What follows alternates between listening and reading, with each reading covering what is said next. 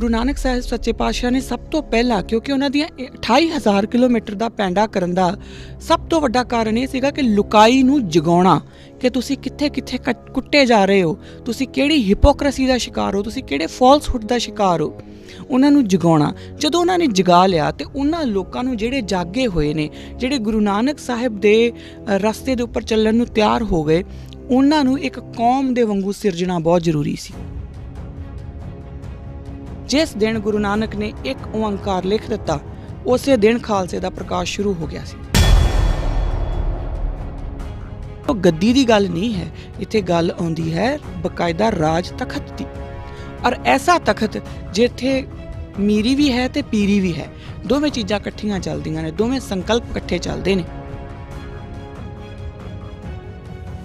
ਕੋਈ ਵੀ ਇਹ ਗੱਲ ਕਹਿੰਦਾ ਨਾ ਕਿ ਗੁਰੂ ਮਹਾਰਾਜ ਨੇ ਤਾਂ ਹਿੰਦੂ ਧਰਮ ਨੂੰ ਜਿਹੜਾ ਹੈ ਉਹਦੇ 'ਚ ਵਿਗਾੜ ਆਏ ਸੀ, ਉਹਨਾਂ ਨੂੰ ਸੋਧਣ ਦੇ ਲਈ ਇਹ ਕੰਮ ਕੀਤੇ ਆ, ਤਾਂ ਹੀ ਮੈਂ ਕਹਿੰਦੀ ਹੁੰਦੀ ਹਾਂ ਕਿ ਨਹੀਂ, ਜਾਂ ਤਾਂ ਤੁਹਾਨੂੰ ਨੌਲੇਜ ਹੀ ਨਹੀਂ ਹੈ, ਜਾਂ ਤੁਸੀਂ ਪੜ੍ਹਦੇ ਹੀ ਨਹੀਂ, ਜਾਂ ਪਤਾ ਨਹੀਂ ਤੁਹਾਡੀ ਕੀ ਪ੍ਰੋਬਲਮ ਆ। ਪਰ ਕਦੀ ਨਹੀਂ ਕੋਈ ਵੀ ਸਾਧੂ ਸੰਤ ਇਸ ਤਰੀਕੇ ਦੀਆਂ ਵਿਉਂਤਬੰਦੀਆਂ ਨਹੀਂ ਕਰਦੇ ਹੁੰਦੇ। ਇਸ ਤਰ੍ਹਾਂ ਦੀਆਂ ਵਿਉਂਤਬੰਦੀਆਂ ਬਕਾਇਦਾ ਐਡਮਿਨਿਸਟ੍ਰੇਸ਼ਨ ਦਾ ਇੱਕ ਆਪਣੇ ਆਪ 'ਚ ਸਿਖਰ ਹੁੰਦੀ ਹੈ, ਔਰ ਇਹ ਰਾਜ ਭਾਗ ਦੀਆਂ ਨਿਸ਼ਾਨੀਆਂ ਹੁੰਦੀਆਂ, ਜੋ ਪਾਤਸ਼ਾਹੀ ਦਾਅਵੇ ਦੀਆਂ ਨਿਸ਼ਾਨੀਆਂ ਹੁੰਦੀਆਂ। ਸਾਨੂੰ ਸਾਡੇ ਪਾਤਸ਼ਾਹ ਨੇ ਪਾਤਸ਼ਾਹੀ ਦਾਅਵੇ ਨਾਲ ਨਵਾਜਿਆ, ਸਾਨੂੰ ਸਰਦਾਰੀਆਂ ਦਿੱਤੀਆਂ, ਜਿਨ੍ਹਾਂ ਨੂੰ ਇਹ ਸੋ ਕਾਲਡ ਵੱਡੇ ਲੋਕ ਜਿਹੜੇ ਆ ਉਹ ਸ਼ੂਦਰ ਕਹਿ ਕੇ ਦਤਕਾਰ ਦਿੰਦੇ ਸੀਗੇ। ਸਾਨੂੰ ਪਾਤਸ਼ਾਹੀਆਂ ਦਿੱਤੀਆਂ, ਤੇ ਜੇ ਸਿੱਖੀ ਤੋਂ ਮੂੰਹ ਮੋੜ ਲਿਆ ਤੇ ਯਾਦ ਰੱਖੀਏ ਕਿ ਅਸੀਂ ਫਿਰ ਉੱਥੇ ਜਾ ਕੇ ਵੜ ਜਾਾਂਗੇ।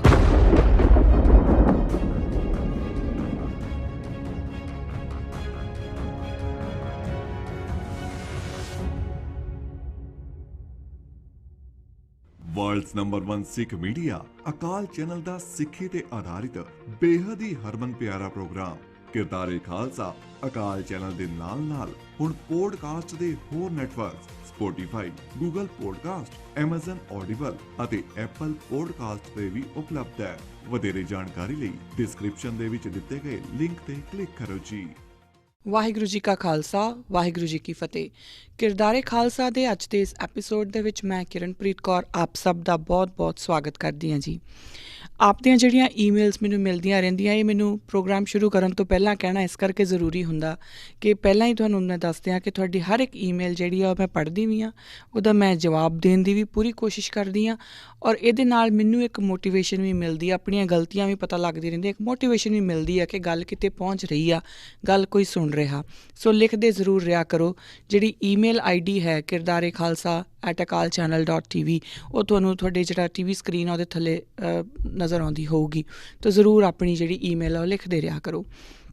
ਪਿਛਲਾ ਐਪੀਸੋਡ ਜਿਹੜਾ ਆਪਾਂ ਕੀਤਾ, ਜਿਹੜੇ ਕਿਉਂਕਿ ਹੁਣ ਇਸ ਸਮੇਂ ਆਪਾਂ ਗੁਰੂ ਰਾਮਦਾਸ ਸਾਹਿਬ ਸੱਚੇ ਪਾਤਸ਼ਾਹ ਦੀ ਜਿਹੜੀ ਲਾਈਫ ਹੈ ਉਹਦੇ ਵਿੱਚੋਂ ਜੋ ਉਹਨਾਂ ਨੇ ਸਾਨੂੰ ਟੀਚਿੰਗਸ ਦਿੱਤੀਆਂ, ਜੋ ਸਾਡੇ ਕੋਲ ਇਤਿਹਾਸਕ ਤੌਰ ਦੇ ਉੱਤੇ ਜਿਸ ਤਰੀਕੇ ਨਾਲ ਉਹਨਾਂ ਨੇ ਸਾਨੂੰ ਪ੍ਰੈਕਟੀਕਲੀ ਕਰਕੇ ਔਰ ਸਾਨੂੰ ਸਾਡੇ ਜਿਹੜੇ ਸਿਧਾਂਤ ਨੇ, ਉਹੀ ਸਿਧਾਂਤ ਜੋ ਗੁਰੂ ਨਾਨਕ ਸਾਹਿਬ ਨੇ ਸਾਨੂੰ ਦਿੱਤੇ ਨੇ, ਉਹਨਾਂ ਨੂੰ ਦ੍ਰਿੜ ਕਰਵਾਇਆ। ਆਪਾਂ ਉਹਦੇ ਬਾਰੇ ਹੀ ਅੱਗੇ ਗੱਲ ਕਰ ਰਹੇ ਸੀਗੇ, ਅਤੇ ਉਹਦੇ ਵਿੱਚ ਹੀ ਪਿਛਲੇ ਵਾਰ ਜਦੋਂ ਪਿਛਲਾ ਐਪੀਸੋਡ ਜਿੱਥੇ ਖ਼ਤਮ ਕੀਤਾ ਸੀਗਾ, ਉਹ ਸੀਗਾ ਕਿ ਗੁਰੂ ਰਾਮਦਾਸ ਸਾਹਿਬ ਨੇ ਜਦੋਂ ਅੰਮ੍ਰਿਤਸਰ ਸਾਹਿਬ ਨਗਰ ਵਸਾਇਆ ਹੈ ਤਾਂ ਉਹ ਕੀ ਹੈ, ਕਿਵੇਂ ਸੀ, ਉਹਦੀ ਜਿਹੜੀ ਇੱਕ ਕਲਪਨਾ ਹੈ ਉਹ ਕਾਹਦੀ ਸੀ। ਆਪਾਂ ਇਹਦੇ ਬਾਰੇ ਇੱਕ ਓਵਰਵਿਊ ਜੀ ਗੱਲ ਕੀਤੀ ਸੀਗੀ। ਅੱਜ ਦਾ ਜਿਹੜਾ ਐਪੀਸੋਡ ਹੈ ਉਹ ਮੈਂ ਕਿਉਂਕਿ ਪਿਛਲੇ ਐਪੀਸੋਡ ਵਿੱਚ ਹੀ ਕਿਹਾ ਸੀਗਾ ਕਿ ਅਗਲੇ ਐਪੀਸੋਡ ਦੇ ਵਿੱਚ, ਯਾਨੀ ਕਿ ਅੱਜ ਵਾਲੇ ਐਪੀਸੋਡ ਦੇ ਵਿੱਚ ਆਪਾਂ ਇਹਦੇ ਬਾਰੇ ਗੱਲ ਕਰਾਂਗੇ ਕਿ ਉਹ ਨਗਰ ਦਿਖਦਾ ਕਿੱਦਾਂ ਦਾ ਸੀਗਾ, ਉਹ ਨਗਰ ਵਸਾਇਆ ਕਿਵੇਂ ਗਿਆ। ਜਿਹੜਾ ਇਸ ਤੋਂ ਅਗਲਾ ਐਪੀਸੋਡ ਹੋਊਗਾ ਉਹਦੇ ਬਾਰੇ ਆਪਾਂ ਇਹਦੇ ਬਾਰੇ ਹੀ ਗੱਲ ਕਰਾਂਗੇ ਕਿ ਗੁਰੂ ਸਾਹਿਬ ਸੱਚੇ ਪਾਤਸ਼ਾਹ ਨੇ ਜਿਹੜਾ ਅੰਮ੍ਰਿਤਸਰ ਨਗਰ ਵਸਾਇਆ, ਦਰਅਸਲ ਉਹ ਇੱਕ ਬਹੁਤ ਵੱਡਾ ਜਿਹੜਾ ਇੱਕ ਅੰਗਰੇਜ਼ੀ ਵਿੱਚ ਉਹਨੂੰ ਯੂਟੋਪੀਆ ਕਹਿੰਦੇ ਨੇ, ਪਰ ਸਾਡੇ ਕੋਲ ਜਿਹੜਾ ਇੱਕ ਬੇਗਮਪੁਰਾ ਦਾ ਸੰਕਲਪ ਆਉਂਦਾ ਹੈ, ਉਸ ਸੰਕਲਪ ਨੂੰ ਹੀ ਦ੍ਰਿੜ ਕੀਤਾ ਗਿਆ ਸੀਗਾ ਅੰਮ੍ਰਿਤਸਰ ਸਾਹਿਬ ਦੇ ਰੂਪ ਦੇ ਵਿੱਚ। ਇੱਕ ਐਸੀ ਨਗਰੀ ਜਿੱਥੇ ਕਿਸੇ ਤਰ੍ਹਾਂ ਦਾ ਕੋਈ ਡਰ, ਕੋਈ ਭੈ, ਕੋਈ ਗਲਤ ਕੰਮ ਕੁਛ ਨਹੀਂ ਸੀ, ਕੋਈ ਊਂਚ ਨਹੀਂ, ਕੋਈ ਨੀਚ ਨਹੀਂ, ਕੋਈ ਜਾਤ ਨਹੀਂ, ਕੋਈ ਪਾਤ ਨਹੀਂ। ਉਹ ਇੱਕ ਐਸਾ ਨਗਰ ਉਹਨਾਂ ਨੇ ਵਸਾਉਣ ਦੀ ਕੋਸ਼ਿਸ਼ ਕੀਤੀ ਸੀਗੀ, ਔਰ ਵਸਾਇਆ ਵੀ ਸੀਗਾ। ਅਤੇ ਜਦੋਂ ਤੱਕ ਉਹ ਨਗਰ ਗੁਰੂ ਸਾਹਿਬ ਦੇ ਨਕਸ਼ੇ ਕਦਮਾਂ ਦੇ ਉੱਤੇ ਚੱਲਦਾ ਰਿਹਾ, ਉਸ ਜਿਹੜੇ ਨਗਰ ਦੀ ਮਹਿਮਾ ਵੀ ਬਹੁਤ ਦੂਰ ਦੂਰ ਤੱਕ ਗਈ। ਕਿਉਂਕਿ ਇੱਕ ਗੱਲ ਆਪਾਂ ਸਮਝ ਲਈਏ ਕਿ ਨਗਰ ਕੇਵਲ ਇੱਕ ਜਗ੍ਹਾ ਦਾ ਨਾਮ ਨਹੀਂ ਹੋਇਆ ਕਰਦਾ। ਇਹ ਨਹੀਂ ਆ ਕਿ ਗੁਰੂ ਸਾਹਿਬ ਨੇ ਇੱਕ ਜਗ੍ਹਾ ਲਈ ਅਤੇ ਉੱਥੇ ਲਿਆ ਕੇ ਕੁਛ ਲੋਕਾਂ ਨੂੰ ਵਸਾ ਦਿੱਤਾ ਅਤੇ ਉਹ ਨਗਰ ਬਣ ਗਿਆ, ਇੱਦਾਂ ਨਹੀਂ ਹੈ। ਬਾਕਾਇਦਾ ਜਿਹੜੇ ਉੱਥੇ ਰਹਿਣ ਵਾਲੇ ਲੋਕ ਸੀ, ਉਹਨਾਂ ਦਾ ਇੱਕ ਕਰੈਕਟਰ ਡਿਵੈਲਪ ਹੋਇਆ, ਉਹਨਾਂ ਦੀ ਇੱਕ ਕਿਰਦਾਰ ਡਿਵੈਲਪ ਹੋਇਆ, ਜੋ ਕਿ ਗੁਰੂ ਮਹਾਰਾਜ ਦੀ ਸੰਗਤ ਦੇ ਵਿੱਚ ਰਹਿ ਕੇ ਉਹਨਾਂ ਦਾ ਡਿਵੈਲਪ ਹੋਣਾ ਹੀ ਸੀਗਾ। ਉਸ ਜਿਹੜੇ ਕਿਰਦਾਰ ਦੇ ਲੋਕਾਂ ਨੇ ਉਸ ਨਗਰ ਦੀ ਜਿਹੜੀ ਮਹਿਮਾ ਹੈ ਉਹ ਬਣਾਈ ਆ। ਔਰ ਜਿਹੜੀ ਹੁਣ ਇਹ ਆਪਾਂ ਸਮਝ ਲਈਏ, ਕਿਉਂਕਿ ਬਾਰ-ਬਾਰ ਇਹ ਗੱਲ ਆਉਂਦੀ ਹੈ ਨਾ, ਇਹ ਦੇਸ਼ ਜਾਂ ਇਹ ਇੱਕ ਜਗ੍ਹਾ, ਇਹ ਕਸਬਾ, ਇਹ ਕਬੀਲਾ, ਇਹ ਸਾਰੀਆਂ ਚੀਜ਼ਾਂ ਹੀ ਲੋਕਾਂ ਨਾਲ ਹੋਇਆ ਕਰਦੀਆਂ। ਜ਼ਮੀਨ ਇਕੱਲੀ ਨਾਲ ਕੁਛ ਨਹੀਂ ਹੁੰਦਾ। ਜ਼ਮੀਨ ਵੀ ਜ਼ਰੂਰੀ ਹੈ, ਪਰ ਜ਼ਮੀਨ ਇਕੱਲੀ ਨਾਲ ਕੁਛ ਨਹੀਂ ਹੁੰਦਾ। ਜ਼ਰੂਰੀ ਹੈ ਕਿ ਜੋ ਉੱਥੋਂ ਦੇ ਲੋਕ ਕਿੱਦਾਂ ਦੇ ਨੇ, ਉਹ ਇੰਪੋਰਟੈਂਟ ਹੈ। ਸੋ ਇਹ ਜਿਹੜਾ ਨਗਰ ਹੈ, ਆਪਾਂ ਉਹਦੇ ਬਾਰੇ ਅੱਜ ਗੱਲ ਕਰਨੀ ਆ ਕਿ ਉਹ ਗੁਰੂ ਮਹਾਰਾਜ ਨੇ ਕਿਸ ਤਰੀਕੇ ਨਾਲ ਉਹਦੀ ਵਿਉਂਤਬੰਦੀ ਕੀਤੀ, ਉਹਦੇ 'ਚੋਂ ਸਾਨੂੰ ਦੇਖਣ ਨੂੰ ਕੀ ਮਿਲਦਾ, ਸਾਨੂੰ ਸਿੱਖਣ ਨੂੰ ਕੀ ਮਿਲਦਾ, ਜਿਹੜੀ ਸਾਡੀ ਇੱਕ ਫਿਲੋਸਫੀਕਲ, ਇੱਕ ਆਈਡੀਓਲੋਜੀਕਲ ਥਿੰਕਿੰਗ ਆ, ਉਹਦੇ ਉੱਤੇ ਉਹ ਕਿਸ ਤਰੀਕੇ ਦਾ ਜਿਹੜਾ ਪ੍ਰਭਾਵ ਛੱਡਦਾ। ਔਰ ਜਿਹੜਾ ਇਹੀ ਨਗਰ ਜਿਹੜਾ ਹੈ ਉਹ ਫਾਈਨਲੀ, ਕਿਉਂਕਿ ਸ਼੍ਰੀ ਅੰਮ੍ਰਿਤਸਰ ਸਾਹਿਬ ਤੋਂ ਅਨੰਦਪੁਰ ਸਾਹਿਬ ਤੱਕ ਦਾ ਆਪਾਂ ਸਫ਼ਰ ਤੈਅ ਕੀਤਾ, ਔਰ ਉਹ ਜਦੋਂ ਸਮਝਣ ਦੀ ਆਪਾਂ ਕੋਸ਼ਿਸ਼ ਕਰਾਂਗੇ ਤਾਂ ਸਾਨੂੰ ਫਿਰ ਕੰਟੀਨਿਊਟੀ 'ਚ ਆਉਣਾ ਪਊਗਾ ਕਿ ਕੰਟੀਨਿਊਟੀ ਹੈ, ਇਤਿਹਾਸ ਨੂੰ ਤੋੜ ਕੇ ਨਹੀਂ ਦੇਖਿਆ ਜਾ ਸਕਦਾ। ਸਾਡੀ ਗਲਤੀ ਇਹ ਰਹੀ, ਔਰ ਇਹ ਮੈਂ ਪਿਛਲੇ ਐਪੀਸੋਡ ਵਿੱਚ ਵੀ ਇਹ ਗੱਲ ਕਹੀ ਸੀਗੀ, ਸਾਡੀ ਗਲਤੀ ਇਹ ਰਹੀ ਕਿ ਅਸੀਂ ਗੁਰੂ ਮਹਾਰਾਜ ਨੂੰ, ਹਰ ਇੱਕ ਗੁਰੂ ਮਹਾਰਾਜ, ਚਾਹੇ ਪਹਿਲੇ ਪਾਤਸ਼ਾਹ ਨੇ, ਚਾਹੇ ਦੂਜੇ ਨੇ, ਚਾਹੇ ਤੀਸਰੇ ਨੇ, ਚਾਹੇ ਚੌਥੇ ਨੇ, ਚਾਹੇ 10ਵੇਂ ਨੇ, ਆਪਾਂ ਉਹਨਾਂ ਸਾਰਿਆਂ ਨੂੰ, ਉਹਨਾਂ ਦੀ ਜੀਵਨੀ ਨੂੰ ਵੱਖਰਾ ਵੱਖਰਾ ਕਰਕੇ ਦੇਖਿਆ ਕਿ ਪਹਿਲੇ ਗੁਰੂ ਨੇ ਆਹ ਕੀਤਾ, ਦੂਸਰੇ ਗੁਰੂ ਨੇ ਆਹ ਕੀਤਾ, ਤੀਸਰੇ ਗੁਰੂ ਨੇ ਆਹ ਕੀਤਾ। ਅਸੀਂ ਉਸ ਕੰਟੀਨਿਊਟੀ ਨੂੰ ਫੜ ਨਹੀਂ ਸਕੇ, ਜਾਂ ਇਹ ਕਹਿ ਲਓ ਕਿ ਸਾਨੂੰ ਸਮਝਾਇਆ ਹੀ ਨਹੀਂ ਗਿਆ ਕਿ ਉਹ ਕੰਟੀਨਿਊਟੀ ਸੀਗੀ। ਉਸ ਕੰਟੀਨਿਊਟੀ ਦੇ ਵਿੱਚ ਹੀ ਸਮਝਣਾ ਸੀਗਾ, ਕਿਉਂਕਿ ਅਕਸਰ ਆਪਾਂ ਕਹਿ ਦਿੰਦੇ ਹਾਂ ਕਿ ਪਹਿਲੇ ਗੁਰੂ ਸਾਹਿਬ ਨੇ ਉਦਾਸੀਆਂ ਕੀਤੀਆਂ, ਦੂਸਰੇ ਗੁਰੂ ਸਾਹਿਬ ਨੇ, ਫਿਰ ਉਸ ਤੋਂ ਬਾਅਦ ਗੁਰੂ ਅੰਗਦ ਦੇਵ ਮਹਾਰਾਜ ਦੇ ਨਾਮ ਆਪਾਂ ਕਹਿ ਦਿੰਦੇ ਹਾਂ ਕਿ ਉਹਨਾਂ ਨੇ ਸਾਨੂੰ ਗੁਰਮੁਖੀ ਲਿਪੀ ਵੀ ਦਿੱਤੀ, ਉਹਨਾਂ ਨੇ ਮੱਲ ਅਖਾੜੇ ਸ਼ੁਰੂ ਕੀਤੇ। ਪਰ ਇਹ ਡਿਸਕਨੈਕਟਡ ਚੀਜ਼ਾਂ ਨਹੀਂ ਨੇ। ਗੁਰੂ ਨਾਨਕ ਸਾਹਿਬ ਨੇ ਇਹਨਾਂ 28,000 ਕਿਲੋਮੀਟਰ ਦਾ ਪੈਂਡਾ ਤੈਅ ਕਰਕੇ ਜਿਹੜੀਆਂ ਉਹਨਾਂ ਨੇ ਆਪਣੀਆਂ ਉਦਾਸੀਆਂ ਜਿਹੜੀਆਂ ਕੀਤੀਆਂ, ਜਿੱਥੇ ਹਰ ਇੱਕ ਜਗ੍ਹਾ ਦੇ ਉੱਤੇ ਲੋਕਾਂ ਨਾਲ ਜਾ ਕੇ ਇੱਕ ਡਾਇਲੋਗ ਕੀਤਾ, ਆਪਣੇ ਸਿੱਖਾਂ ਨੂੰ ਉਹਨਾਂ ਨੇ ਦੱਸਿਆ ਕਿ ਤੁਸੀਂ ਇਸ ਤਰੀਕੇ ਨਾਲ ਵਿਚਰਨਾ ਹੈ, ਤੁਹਾਡੀ ਆਪਣੀ ਇੱਕ ਥਾਟ ਹੋਊਗਾ, ਤੁਹਾਡੀ ਆਪਣੀ ਇੱਕ ਆਈਡੀਓਲੋਜੀ ਹੋਊਗੀ, ਪਰ ਉਸ ਆਈਡੀਓਲੋਜੀ ਨੂੰ ਨਾ ਤਾਂ ਤੁਸੀਂ ਕਿਸੇ 'ਤੇ ਇੰਪੋਜ਼ ਕਰਨਾ। ਤੁਸੀਂ ਇਹ ਨਹੀਂ ਕਹਿਣਾ ਕਿ ਮੇਰੀ ਆਈਡੀਓਲੋਜੀ ਹੀ ਪੂਰੀ ਦੀ ਪੂਰੀ ਸਹੀ ਆ, ਜਾਂ ਮੇਰੇ ਤੋਂ ਵਧੀਆ ਅਤੇ ਸਿਆਣਾ ਕੋਈ ਹੈ ਹੀ ਨਹੀਂ, ਇਹ ਤੁਸੀਂ ਨਹੀਂ ਕਹਿਣਾ। ਤੁਸੀਂ ਅਗਲੇ ਬੰਦੇ ਦੀ ਵੀ ਗੱਲ ਸੁਣਨੀ ਹੈ। ਸਿੱਧ ਗੋਸ਼ਟ ਤੋਂ ਸਾਨੂੰ ਇਹੀ ਸਮਝਣ ਨੂੰ ਮਿਲਦਾ ਨਾ, ਇਹ ਗੱਲਾਂ ਆਪਾਂ ਕਰ ਚੁੱਕੇ ਹਾਂ। ਜਦੋਂ ਗੁਰੂ ਨਾਨਕ ਸਾਹਿਬ ਸਿੱਖਾਂ ਦਾ ਜਿਹੜਾ ਇੱਕ ਬੌਧਿਕ ਸਤਰ ਹੈ ਉਹ ਇਸ ਲੈਵਲ ਦਾ ਲੈ ਆਉਂਦੇ ਆ ਕਿ ਪਹਿਲੀ ਗੱਲ ਉਹਨਾਂ ਨੂੰ ਇਹ ਸਮਝ ਲੱਗਣ ਲੱਗ ਜਾਂਦੀ ਹੈ ਕਿ ਇਹ ਸਾਡੇ ਨਾਲ ਜੋ ਲੁੱਟ ਖਸੁੱਟ ਹੋ ਰਹੀ ਹੈ ਉਹ ਗਲਤ ਹੋ ਰਹੀ ਹੈ। ਕਿਉਂਕਿ ਸਭ ਤੋਂ ਪਹਿਲੀ ਜ਼ਰੂਰੀ ਚੀਜ਼ ਹੁੰਦੀ ਹੈ ਤੁਹਾਡੇ ਅੰਦਰ ਇਹ ਅਹਿਸਾਸ ਹੋ ਜਾਣਾ ਕਿ ਤੁਸੀਂ ਗੁਲਾਮ ਹੋ।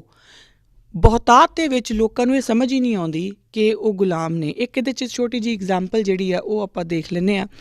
ਅਕਸਰ ਤੁਸੀਂ ਦੇਖਿਆ ਹੋਊਗਾ ਕਿ ਇੱਕ ਬਹੁਤ ਵੱਡਾ ਹਾਥੀ, ਜਿਹਦੇ ਵਿੱਚ ਰੁੱਖਾਂ ਦੇ ਰੁੱਖ ਪੁੱਟ ਕੇ ਸੁੱਟਣ ਦੀ ਹਿੰਮਤ ਹੈਗੀ ਆ, ਪਰ ਉਹ ਇੱਕ ਛੋਟੇ ਜਿਹੇ, ਇੱਕ ਬਿਲਕੁਲ ਪਤਲੀ ਜਿਹੀ ਸੰਗਲੀ ਦੇ ਨਾਲ ਇੱਕ ਮਰੇ ਜਿਹੇ ਬੰਦੇ ਨੇ ਉਹਨੂੰ ਫੜਿਆ ਹੁੰਦਾ ਅਤੇ ਉਹ ਚੱਲ ਰਿਹਾ ਹੁੰਦਾ ਆ।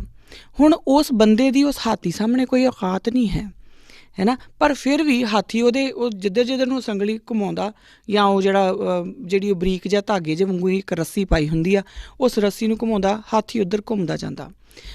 ਹਾਥੀ ਦਾ ਜਿਹੜਾ ਦਿਮਾਗ ਹੈ ਉਹੀ ਕੰਡੀਸ਼ਨ ਹੋ ਗਿਆ ਕਿ ਮੇਰੀ ਜ਼ਿੰਦਗੀ ਇੱਦਾਂ ਹੀ ਚੱਲਣੀ ਆ, ਇਹੀ ਮੇਰੀ ਲਾਈਫ ਹੈ, ਇਹੀ ਮੇਰਾ ਕਰਤੱਵ ਹੈ। ਉਹ ਉਹਦੇ ਦਿਮਾਗ ਦੇ ਵਿੱਚੋਂ ਕੰਡੀਸ਼ਨਿੰਗ ਹੋ ਗਈ। ਸਾਡੇ ਸਿੱਖਾਂ ਦੀ ਵੀ ਇਹ ਕੰਡੀਸ਼ਨਿੰਗ ਹੋ ਚੁੱਕੀ ਆ ਕਿ ਸਾਨੂੰ ਜਿੱਧਰ ਨੂੰ ਮਰਜ਼ੀ ਉਂਗਲ ਲਾਉਂਦਾ ਉੱਧਰ ਨੂੰ ਆਪਾਂ ਤੁਰ ਪੈਂਦੇ ਹਾਂ। ਜੇ ਅਸੀਂ ਛੋਟੀਆਂ ਗੱਲਾਂ, ਮੈਨੂੰ ਸਮਝ ਵੀ ਨਹੀਂ ਆਉਂਦੀ ਕਿ ਮੈਂ ਆਪਣੇ ਲੋਕਾਂ ਨੂੰ ਕੀ ਕਹਾਂ ਅਤੇ ਮੈਂ ਉਹਨਾਂ ਨਾਲ ਕਿੱਦਾਂ ਗੱਲ ਕਰਾਂ। ਅਸੀਂ ਪਿੱਛੇ ਜੇ ਵੇਖਿਆ ਹੋਊਗਾ, ਇਹ ਗੱਲ ਥੋੜ੍ਹੀ ਜਿਹੀ ਆਪਣੇ ਇਸ ਟੌਪਿਕ ਤੋਂ ਬਾਹਰ ਚੱਲ ਜਾਣੀ, ਪਰ ਕਰਨੀ ਜ਼ਰੂਰੀ ਹੈ।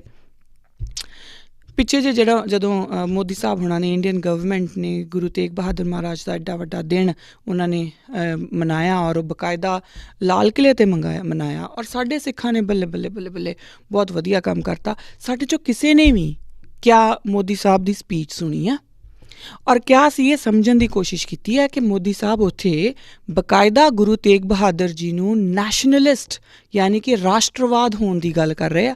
ਉਹ ਕਹਿ ਰਹੇ ਨੇ ਕਿ ਬਾਕਾਇਦਾ ਤੁਸੀਂ ਸੁਣ ਲਿਓ, ਅਗਰ ਮੇਰੇ 'ਤੇ ਯਕੀਨ ਨਾ ਹੋਵੇ ਸੁਣ ਲਿਓ, ਉਹ ਇਹ ਕਹਿ ਰਹੇ ਨੇ ਕਿ ਗੁਰੂ ਗ੍ਰੰਥ ਸਾਹਿਬ ਜਿਹੜੇ ਹੈ ਉਹ ਸਿਰਫ ਸਿੱਖਾਂ ਦੇ ਗੁਰੂ ਨਹੀਂ, ਉਹ ਇਸ ਦੇਸ਼ ਦੀ ਅਖੰਡਤਾ ਦੇ ਪ੍ਰਤੀਕ ਵੀ ਨੇ। ਹੁਣ ਬੰਦਾ ਪੁੱਛੇ ਕਿ ਗੁਰੂ ਗ੍ਰੰਥ ਸਾਹਿਬ ਮਹਾਰਾਜ ਤਾਂ ਪੂਰੀ ਦੁਨੀਆ ਦੀ ਅਖੰਡਤਾ ਦੇ ਪ੍ਰਤੀਕ ਨੇ। ਗੁਰੂ ਗ੍ਰੰਥ ਸਾਹਿਬ ਮਹਾਰਾਜ ਦੀ, ਗੁਰੂ ਤੇਗ ਬਹਾਦਰ ਮਹਾਰਾਜ ਦੀ ਜਿਹੜੀ ਇੱਕ ਰੂਹਾਨੀਅਤ, ਜਿਹੜੀ ਰੂਹਾਨੀ ਸ਼ਖਸੀਅਤ ਹੈ, ਉਸ ਨੂੰ ਬਿਲਕੁਲ ਛੋਟਾ ਜਿਹਾ ਕਰਕੇ ਇੱਕ ਰਾਸ਼ਟਰਵਾਦੀ ਦੀ ਸ਼ਖਸੀਅਤ 'ਤੇ ਲੈ ਆਉਣਾ, ਕਿਉਂਕਿ ਰਾਸ਼ਟਰਵਾਦੀ ਹੋਣਾ ਕੋਈ ਬਹੁਤ ਚੰਗੀ ਗੱਲ ਨਹੀਂ ਹੁੰਦੀ। ਇਹ ਅਗਰ ਤੁਸੀਂ ਥਿਊਰੀਜ਼ ਪੜ੍ਹੋ ਨਾ ਤਾਂ ਤੁਹਾਨੂੰ ਸਮਝ ਆਊਗੀ, ਕਿਉਂਕਿ ਬਹੁਤੀਆਂ ਜਿਹੜੀਆਂ ਪ੍ਰੋਬਲਮਸ ਨੇ ਇਸ ਪੂਰੀ ਦੁਨੀਆ ਦੀਆਂ, ਉਹ ਇਸ ਨੈਸ਼ਨਲਿਜ਼ਮ 'ਚੋਂ ਹੀ ਨਿਕਲ ਕੇ ਆਉਂਦੀਆਂ। ਜਿਹੜੀਆਂ ਹੁਣ ਲੜਾਈ ਵੀ ਲੱਗੀ ਹੋਈ ਹੈ ਨਾ ਰਸ਼ੀਆ ਯੂਕਰੇਨ ਦੀ, ਜਿਹੜਾ ਸਮਝ ਕੇ ਦੇਖਿਓ ਜੀ, ਇਹਦੇ ਵਿੱਚ ਬਹੁਤ ਵੱਡੀ ਇਸ ਕੌਨਫਲਿਕਟ ਦਾ ਕਾਰਨ ਜਿਹੜਾ ਉਹ ਨੈਸ਼ਨਲਿਜ਼ਮ ਹੀ ਹੈ, ਰਾਸ਼ਟਰਵਾਦੀਤਾ। ਕਿਉਂਕਿ ਜਿਹੜਾ ਰਾਸ਼ਟਰਵਾਦੀ ਬੰਦਾ ਹੁੰਦਾ ਨਾ, ਉਹਨੂੰ ਸਿਰਫ ਲੱਗਦਾ ਕਿ ਜਿਹੜਾ ਮੇਰਾ ਮੁਲਕ ਹੈ, ਜਿਹੜਾ ਮੇਰਾ ਦੇਸ਼ ਹੈ, ਸਿਰਫ ਉਹੀ ਮੇਰਾ ਹੈ। ਪਰ ਗੁਰੂ ਸਾਹਿਬਾਨ ਤਾਂ ਟਾਈਮ, ਸਪੇਸ, ਇਹਨੂੰ ਸਾਰੇ ਨੂੰ ਟਰਾਂਸੈਂਡ ਕਰ ਜਾਂਦੇ ਆ। ਅਸੀਂ ਕਿਹੜੇ ਹਿਸਾਬ ਨਾਲ ਖੁਸ਼ੀਆਂ ਮਨਾਈ ਜਾ ਰਹੇ ਹਾਂ?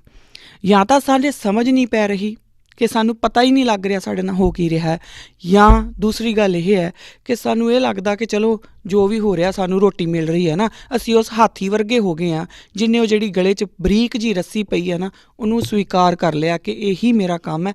ਚਲੋ ਕੋਈ ਨਹੀਂ, ਇਹ ਪਤਲਾ ਜਿਹਾ ਬੰਦਾ ਜਿਹੜਾ ਮੈਨੂੰ ਲੈ ਕੇ ਤੁਰਿਆ ਫਿਰ ਰਿਹਾ, ਜਿਹਦਾ ਜ਼ੋਰ ਮੇਰੇ ਸਾਹਮਣੇ ਕੁਛ ਵੀ ਨਹੀਂ, ਘੱਟੋ ਘੱਟ ਮੈਨੂੰ ਰੋਟੀ ਤਾਂ ਦੇ ਦਿੰਦਾ ਨਾ, ਜਾਂ ਤਾਂ ਅਸੀਂ ਸਿਰਫ ਰੋਟੀ ਜੋਗੇ ਰਹਿ ਗਏ ਹਾਂ। ਖੈਰ, ਸੋ ਇਹ ਜਿਹੜੀ ਮਾਨਸਿਕਤਾ ਹੈ, ਗੁਰੂ ਨਾਨਕ ਸਾਹਿਬ ਸੱਚੇ ਪਾਤਸ਼ਾਹ ਨੇ ਸਭ ਤੋਂ ਪਹਿਲਾਂ, ਕਿਉਂਕਿ ਉਹਨਾਂ ਦੀਆਂ 28,000 ਕਿਲੋਮੀਟਰ ਦਾ ਪੈਂਡਾ ਕਰਨ ਦਾ ਸਭ ਤੋਂ ਵੱਡਾ ਕਾਰਨ ਇਹ ਸੀਗਾ ਕਿ ਲੁਕਾਈ ਨੂੰ ਜਗਾਉਣਾ, ਕਿ ਤੁਸੀਂ ਕਿੱਥੇ ਕਿੱਥੇ ਕੁੱਟੇ ਜਾ ਰਹੇ ਹੋ, ਤੁਸੀਂ ਕਿਹੜੀ ਹਿਪੋਕ੍ਰੇਸੀ ਦਾ ਸ਼ਿਕਾਰ ਹੋ, ਤੁਸੀਂ ਕਿਹੜੇ ਫਾਲਸਹੁੱਡ ਦਾ ਸ਼ਿਕਾਰ ਹੋ, ਉਹਨਾਂ ਨੂੰ ਜਗਾਉਣਾ। ਜਦੋਂ ਉਹਨਾਂ ਨੇ ਜਗਾ ਲਿਆ ਤੇ ਉਹਨਾਂ ਲੋਕਾਂ ਨੂੰ ਜਿਹੜੇ ਜਾਗੇ ਹੋਏ ਨੇ, ਜਿਹੜੇ ਗੁਰੂ ਨਾਨਕ ਸਾਹਿਬ ਦੇ ਰਸਤੇ ਦੇ ਉੱਪਰ ਚੱਲਣ ਨੂੰ ਤਿਆਰ ਹੋ ਗਏ, ਉਹਨਾਂ ਨੂੰ ਇੱਕ ਕੌਮ ਦੇ ਵਾਂਗੂ ਸਿਰਜਣਾ ਬਹੁਤ ਜ਼ਰੂਰੀ ਸੀ। ਔਰ ਜਦੋਂ ਉਹ ਕੌਮ ਦੇ ਵਾਂਗੂ ਸਿਰਜਦੇ ਨੇ ਸਾਹਿਬ ਸੱਚੇ ਪਾਤਸ਼ਾਹ, ਤਾਂ ਉਹਦੇ ਵਾਸਤੇ ਸਾਨੂੰ ਜ਼ਰੂਰੀ ਹੈ ਸਾਡੀ ਆਪਣੀ ਭਾਸ਼ਾ, ਆਪਣੀ ਲਿਪੀ।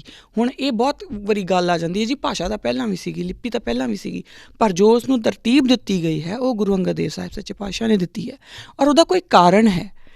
ਨਹੀਂ ਤਾਂ ਪੱਟੀ ਲਿਖੀ ਜਦੋਂ ਆਪਾਂ ਦੇਖਦੇ ਹਾਂ ਗੁਰੂ ਨਾਨਕ ਸਾਹਿਬ ਦੀ, ਤਾਂ ਉਹ ਉਸ ਤਰਤੀਬ ਦੇ ਵਿੱਚ ਨਹੀਂ ਲਿਖੀ ਹੋਈ, ਤਾਂ ਉਹ ਉਹਨੂੰ ਇੱਦਾਂ ਹੀ ਰਹਿਣ ਦਿੰਦੇ, ਛੱਡ ਦਿੰਦੇ ਕਿ ਚਲੋ ਜੀ ਗੁਰੂ ਨਾਨਕ ਸਾਹਿਬ ਨੇ ਵੀ ਤਾਂ ਲਿਖੀ ਹੈ। ਪਰ ਨਹੀਂ, ਇਹ ਇੱਕ ਮਿਸ਼ਨ ਦਾ ਹਿੱਸਾ ਸੀ। ਉਹਨਾਂ ਨੇ ਉਹਨੂੰ ਬਕਾਇਦਾ ਤਰਤੀਬ ਦਿੱਤੀ, ਸਾਡੇ ਹਿੱਸੇ ਸਾਡੀ ਆਪਣੀ ਲਿਪੀ ਪਾਈ ਉਹਨਾਂ ਨੇ।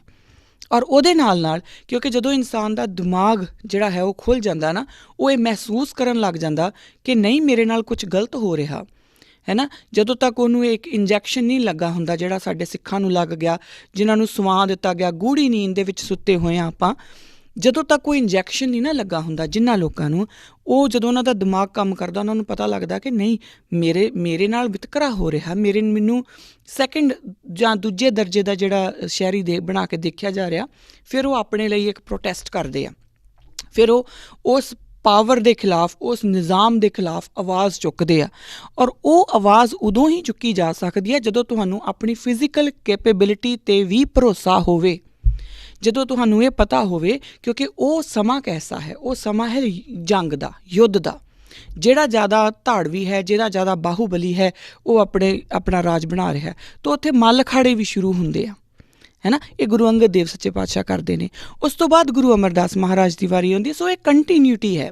ਹੁਣ ਜਦੋਂ ਇੰਨਾ ਕੁਝ ਹੋ ਗਿਆ, ਜਦੋਂ ਸਾਰਾ ਕੁਝ ਚੱਲ ਰਿਹਾ ਹੈ, ਤਾਂ ਉਹਦੇ ਵਿੱਚ ਸਿੱਖਾਂ ਦੀ ਆਪਣੀ ਇੱਕ ਰਾਜਧਾਨੀ ਦਾ ਹੋਣਾ ਬਹੁਤ ਜ਼ਰੂਰੀ ਸੀ, ਕਿਉਂਕਿ ਕਿਸੇ ਵੀ ਰਾਜ ਦੀ ਆਪਣੀ ਇੱਕ ਰਾਜਧਾਨੀ ਜ਼ਰੂਰ ਹੁੰਦੀ ਆ। ਬਿਨਾਂ ਰਾਜਧਾਨੀ ਦੇ ਕੋਈ ਰਾਜ ਨਹੀਂ ਹੋਇਆ ਕਰਦੇ। ਇਸੇ ਲਈ ਮੈਂ ਬਾਰ-ਬਾਰ ਕਹਿੰਦੀ ਹਾਂ ਕਿ ਆਪਾਂ ਆਪਣੇ ਅੱਖਰ ਬਦਲਣੇ ਸ਼ੁਰੂ ਕਰੀਏ, ਆਪਾਂ ਆਪਣੀ ਜਿਹੜੀ ਟਰਮੀਨੋਲੋਜੀ ਆ ਨਾ, ਇਹਨੂੰ ਸਮਝ ਕੇ, ਸੋਚ ਕੇ ਬਦਲਣਾ ਸ਼ੁਰੂ ਕਰੀਏ, ਜੋ ਗੁਰੂ ਸਾਹਿਬ ਦੀ ਟਰਮੀਨੋਲੋਜੀ ਸੀ। ਕਿਉਂਕਿ ਉਹ ਗੱਦੀ ਦੀ ਗੱਲ ਨਹੀਂ ਹੈ, ਇੱਥੇ ਗੱਲ ਆਉਂਦੀ ਹੈ ਬਕਾਇਦਾ ਰਾਜ ਤਖਤ ਦੀ। ਔਰ ਐਸਾ ਤਖਤ ਜਿੱਥੇ ਮੀਰੀ ਵੀ ਹੈ ਤੇ ਪੀਰੀ ਵੀ ਹੈ, ਦੋਵੇਂ ਚੀਜ਼ਾਂ ਇਕੱਠੀਆਂ ਚੱਲਦੀਆਂ ਨੇ, ਦੋਵੇਂ ਸੰਕਲਪ ਇਕੱਠੇ ਚੱਲਦੇ ਨੇ, ਹੈ ਨਾ। ਕਿਉਂਕਿ ਇਹ ਗੱਲ ਆਪਾਂ ਪਹਿਲਾਂ ਵੀ ਕਰ ਚੁੱਕੇ ਹਾਂ, ਫਿਰ ਮੈਂ ਦੁਬਾਰਾ ਦੁਹਰਾਉਂਗੀ ਕਿ ਕੋਈ ਵੀ ਐਸਾ ਰਾਜ ਜੋ ਸਿਰਫ ਤੇ ਸਿਰਫ ਬਾਹੂਬਲ ਦੇ ਉੱਤੇ ਜਾਂ ਪਾਵਰ ਦੇ ਬੇਸ ਦੇ ਉੱਪਰ ਸਥਾਪਿਤ ਕੀਤਾ ਜਾਵੇ, ਦੁਨੀਆ ਦੇ ਵਿੱਚ ਐਸੇ ਰਾਜਾਂ ਦੀ ਬਹੁਤ ਸਾਰੀ ਸਾਡੇ ਕੋਲ ਹਿਸਟਰੀ ਮੌਜੂਦ ਹੈ। ਬੜੇ ਐਸੇ ਲੋਕ ਜਿਹੜੇ ਬਾਅਦ ਵਿੱਚ, ਜਿੱਦਾਂ ਹੁਣ ਅਸ਼ੋਕਾ ਵੀ, ਜੋ ਬਾਅਦ ਵਿੱਚ ਉਹ ਬੌਧ ਧਰਮ ਨੂੰ ਸਮਰਪਿਤ ਹੋ ਜਾਂਦਾ, ਪਰ ਉਸ ਤੋਂ ਪਹਿਲਾਂ ਜਦੋਂ ਆਪਣਾ ਰਾਜ ਬਿਖੇਰ ਰਿਹਾ ਤਾਂ ਉਹ ਕਰ ਕੀ ਰਿਹਾ? ਆਮ ਲੋਕਾਂ ਦੇ ਉੱਤੇ ਅਤਿਆਚਾਰ। ਕੱਲ੍ਹ ਦੀ ਖਬਰ ਹੈ ਕਿ ਯੂਕਰੇਨ ਦੇ ਵਿੱਚ ਇੱਕ 3 ਸਾਲਾ ਬੱਚੀ ਜਿਹੜੀ ਹੈ ਉਹਨੂੰ ਗੋਲੀ ਲੱਗੀ ਔਰ ਉਹ ਖਤਮ ਹੋ ਗਈ। ਉਸ 3 ਸਾਲਾ ਬੱਚੀ ਦਾ ਕੀ ਕਸੂਰ ਸੀ? ਕਾਰਨ ਕੀ ਹੈ ਕਿ ਜਿਹੜੇ ਇਹ ਰਾਜ ਬਣੇ ਹੋਏ ਨੇ ਇਹ ਇੱਕ ਬਲ ਦੇ ਸਿਰ ਦੇ ਉੱਤੇ ਬਣੇ ਹੋਏ ਨੇ, ਪਾਵਰ ਦੇ ਸਿਰ ਤੇ ਬਣੇ ਹੋਏ ਨੇ। ਜਦੋਂ ਤੁਸੀਂ ਪਾਵਰ ਦੇ ਸਿਰ ਤੇ ਕੋਈ ਇੱਕ ਰਾਜ ਬਣਾਓਗੇ ਨਾ, ਉਹਦੇ ਵਿੱਚ ਮਜ਼ਲੂਮਾਂ ਨੂੰ ਕੁੱਟਿਆ ਹੀ ਜਾਊਗਾ। ਹੁਣ ਉਸ ਪਾਵਰ ਨੂੰ ਨੱਥ ਪਾਉਣ ਦਾ ਜਿਹੜਾ ਇੱਕ ਤਰੀਕਾ ਹੈ, ਜਾਂ ਇਹ ਕਹਿ ਲਓ ਉਸ ਪਾਵਰ ਨੂੰ ਕਾਬੂ ਕਰਨ ਦਾ ਜਿਹੜਾ ਇੱਕ ਤਰੀਕਾ ਹੈ, ਉਹਦੇ ਉੱਤੇ ਆਪਣਾ ਜਿਹੜਾ ਕਹਿ ਲਈਏ ਕਿ ਆਪਣਾ ਪੂਰਾ ਕੰਟਰੋਲ ਰੱਖਣ ਦਾ ਜਿਹੜਾ ਇੱਕ ਤਰੀਕਾ ਹੈ, ਉਹ ਹੈ ਇਲਾਹੀ ਪੈਗੰਬਰ ਜਾਂ ਕਹਿ ਲਓ ਅਕਾਲ ਪੁਰਖ ਦੇ ਨਾਲ ਤੁਹਾਡਾ ਇੱਕਮਿਕ ਹੋ ਜਾਣਾ। ਜਦੋਂ ਤੁਸੀਂ ਅਕਾਲ ਪੁਰਖ ਦੀ ਰਜ਼ਾ ਦੇ ਵਿੱਚ ਹੁੰਦੇ ਹੋ, ਫਿਰ ਤੁਸੀਂ ਪਾਵਰਫੁਲ ਵੀ ਹੁੰਦੇ ਹੋ, ਪਰ ਤੁਸੀਂ ਮਜ਼ਲੂਮ ਦੇ ਉੱਤੇ ਜ਼ੁਲਮ ਕਦੀ ਨਹੀਂ ਕਰਦੇ। ਐਸੇ ਰਾਜ ਨੂੰ ਹੀ ਹਲੀਮੀ ਰਾਜ ਕਿਹਾ ਜਾ ਸਕਦਾ। ਉਹ ਰਾਜ ਜੋ ਕੇਵਲ ਤੇ ਕੇਵਲ ਅਕਾਲ ਪੁਰਖ ਦਾ ਰਾਜ ਹੋਵੇ, ਜਿਹਦੇ ਵਿੱਚ ਇੱਕ ਬੰਦਾ ਪ੍ਰਧਾਨ ਨਾ ਹੋਵੇ, ਜਿਹਦੇ ਵਿੱਚ ਇੱਕ ਬੰਦੇ ਦੇ ਹੱਥ ਪਾਵਰ ਨਾ ਹੋਵੇ, ਸ਼ਕਤੀ ਨਾ ਹੋਵੇ। ਸਿਰਫ ਐਸਾ ਹੀ ਰਾਜ ਜਿਹੜਾ ਹੈ ਉਹ ਅਕਾਲ ਪੁਰਖ ਦਾ ਰਾਜ। ਔਰ ਬਹੁਤ ਸਾਰੀਆਂ ਜਿਹੜੀਆਂ ਉਸ ਤੋਂ ਬਾਅਦ ਫਿਲੋਸਫੀਜ਼ ਆਈਆਂ, ਬਹੁਤ ਸਾਰੇ ਖੱਬੇ ਪੱਖੀ ਜਿਹੜੇ ਲੋਕ ਨੇ, ਕਮਿਊਨਿਸਟ ਵਿਚਾਰਧਾਰਾ ਦੇ ਲੋਕ ਨੇ, ਉਹ ਇਸੇ ਗੱਲ ਦੇ ਉੱਤੇ ਜ਼ੋਰ ਦਿੰਦੇ ਨੇ ਹਰ ਵਾਰ ਕਿ ਰਾਜ ਇੱਕ ਬੰਦੇ ਕੋਲ ਕੰਸਨਟਰੇਟ ਨਹੀਂ ਹੋਣਾ ਚਾਹੀਦਾ। ਅਤੇ ਇਹ ਤਾਂ ਗੁਰੂ ਨਾਨਕ ਸਾਹਿਬ ਸੱਚੇ ਪਾਤਸ਼ਾਹ ਨੇ ਬਹੁਤ ਪਹਿਲਾਂ ਕਹਿ ਤਾ ਸੀ।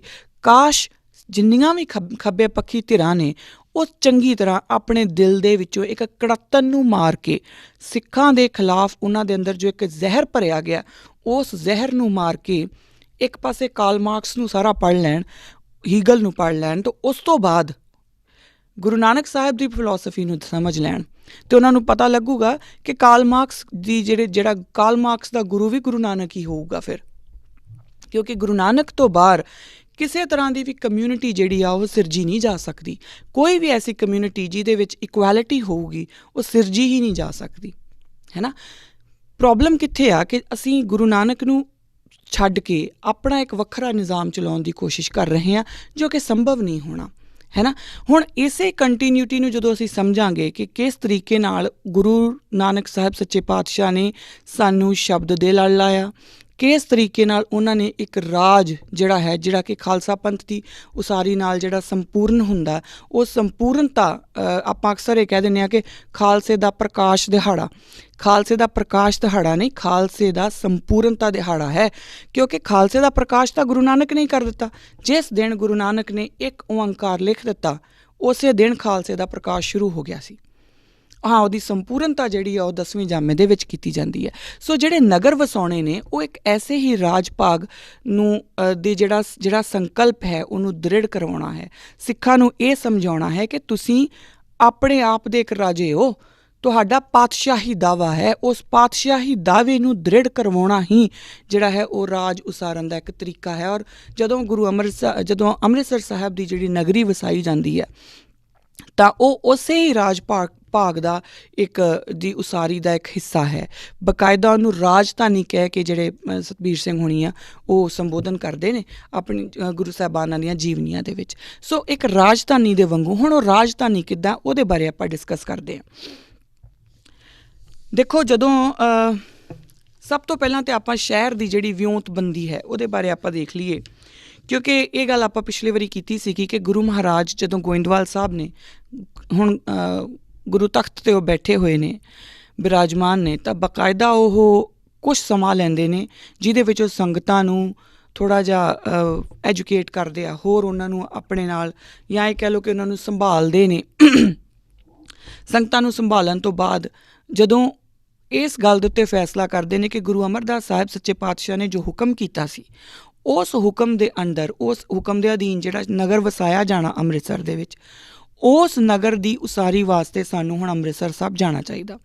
ਤਾਂ ਆਪਣੇ ਸਿੱਖਾਂ ਨੂੰ ਨਾਲ ਲੈ ਕੇ ਗੁਰੂ ਸਾਹਿਬ ਬਕਾਇਦਾ ਜਿਹੜੇ ਗੁਰੂ ਕੇ ਮਹੱਲ ਨੇ ਉੱਥੇ ਆ ਕੇ ਉਹ ਬਿਰਾਜਮਾਨ ਹੋ ਜਾਂਦੇ ਨੇ, ਉਹਨਾਂ ਘਰਾਂ 'ਚੋਂ ਬਿਰਾਜਮਾਨ ਹੋ ਜਾਂਦੇ ਨੇ। ਔਰ ਜਿਹੜਾ 13 ਜੂਨ 1577 ਨੂੰ ਪਹਿਲੀ ਵਾਰ ਉਹ ਅੰਮ੍ਰਿਤਸਰ ਦੀ ਉਸਾਰੀ ਵਾਸਤੇ ਟੱਕ ਲਾਉਂਦੇ ਨੇ। ਮੈਂ ਫਿਰ ਤੋਂ ਦੁਬਾਰਾ ਇੱਕ ਗੱਲ ਕਰਦੇ ਹਾਂ, ਪਿਛਲੀ ਵਾਰ ਵੀ ਕੀਤੀ ਸੀ ਕਿ ਅਸੀਂ ਇਹ ਬਿਲਕੁਲ ਨਾ ਸਮਝੀਏ ਕਿ ਜਿਹੜਾ ਅੰਮ੍ਰਿਤਸਰ, ਕਿਉਂਕਿ ਅਸੀਂ ਤੋੜ ਕੇ ਦੇਖਣਾ ਸਾਨੂੰ ਆਦਤ ਹੋ ਗਈ ਹੈ ਨਾ।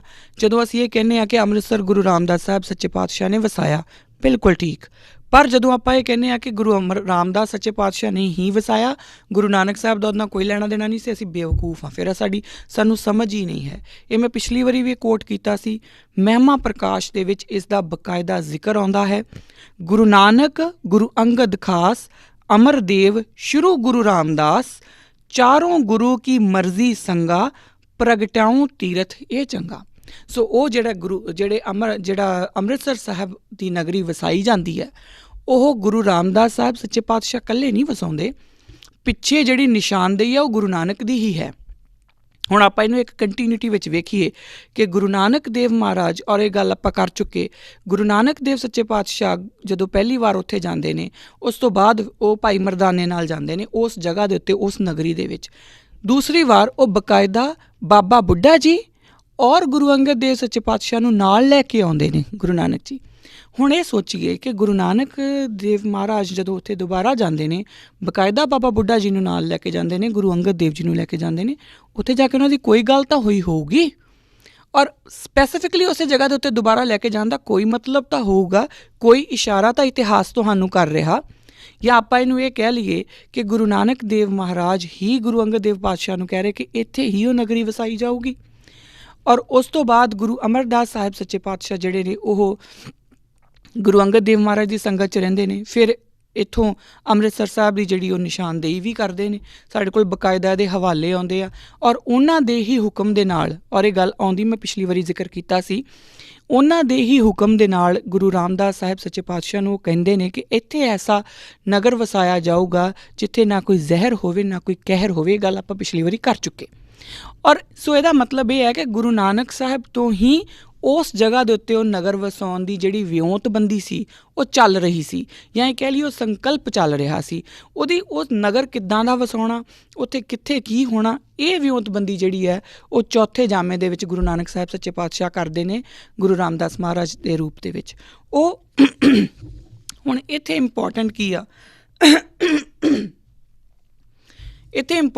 ਆ, ਸਾਨੂੰ ਇਹ ਸਮਝਣਾ ਕਿ ਉਹ ਜਿਹੜਾ ਨਗਰ ਵਸਿਆ ਉਹ ਕਿੱਦਾਂ ਦਾ ਵਸਿਆ, ਉਹ ਕੀ ਸੀ।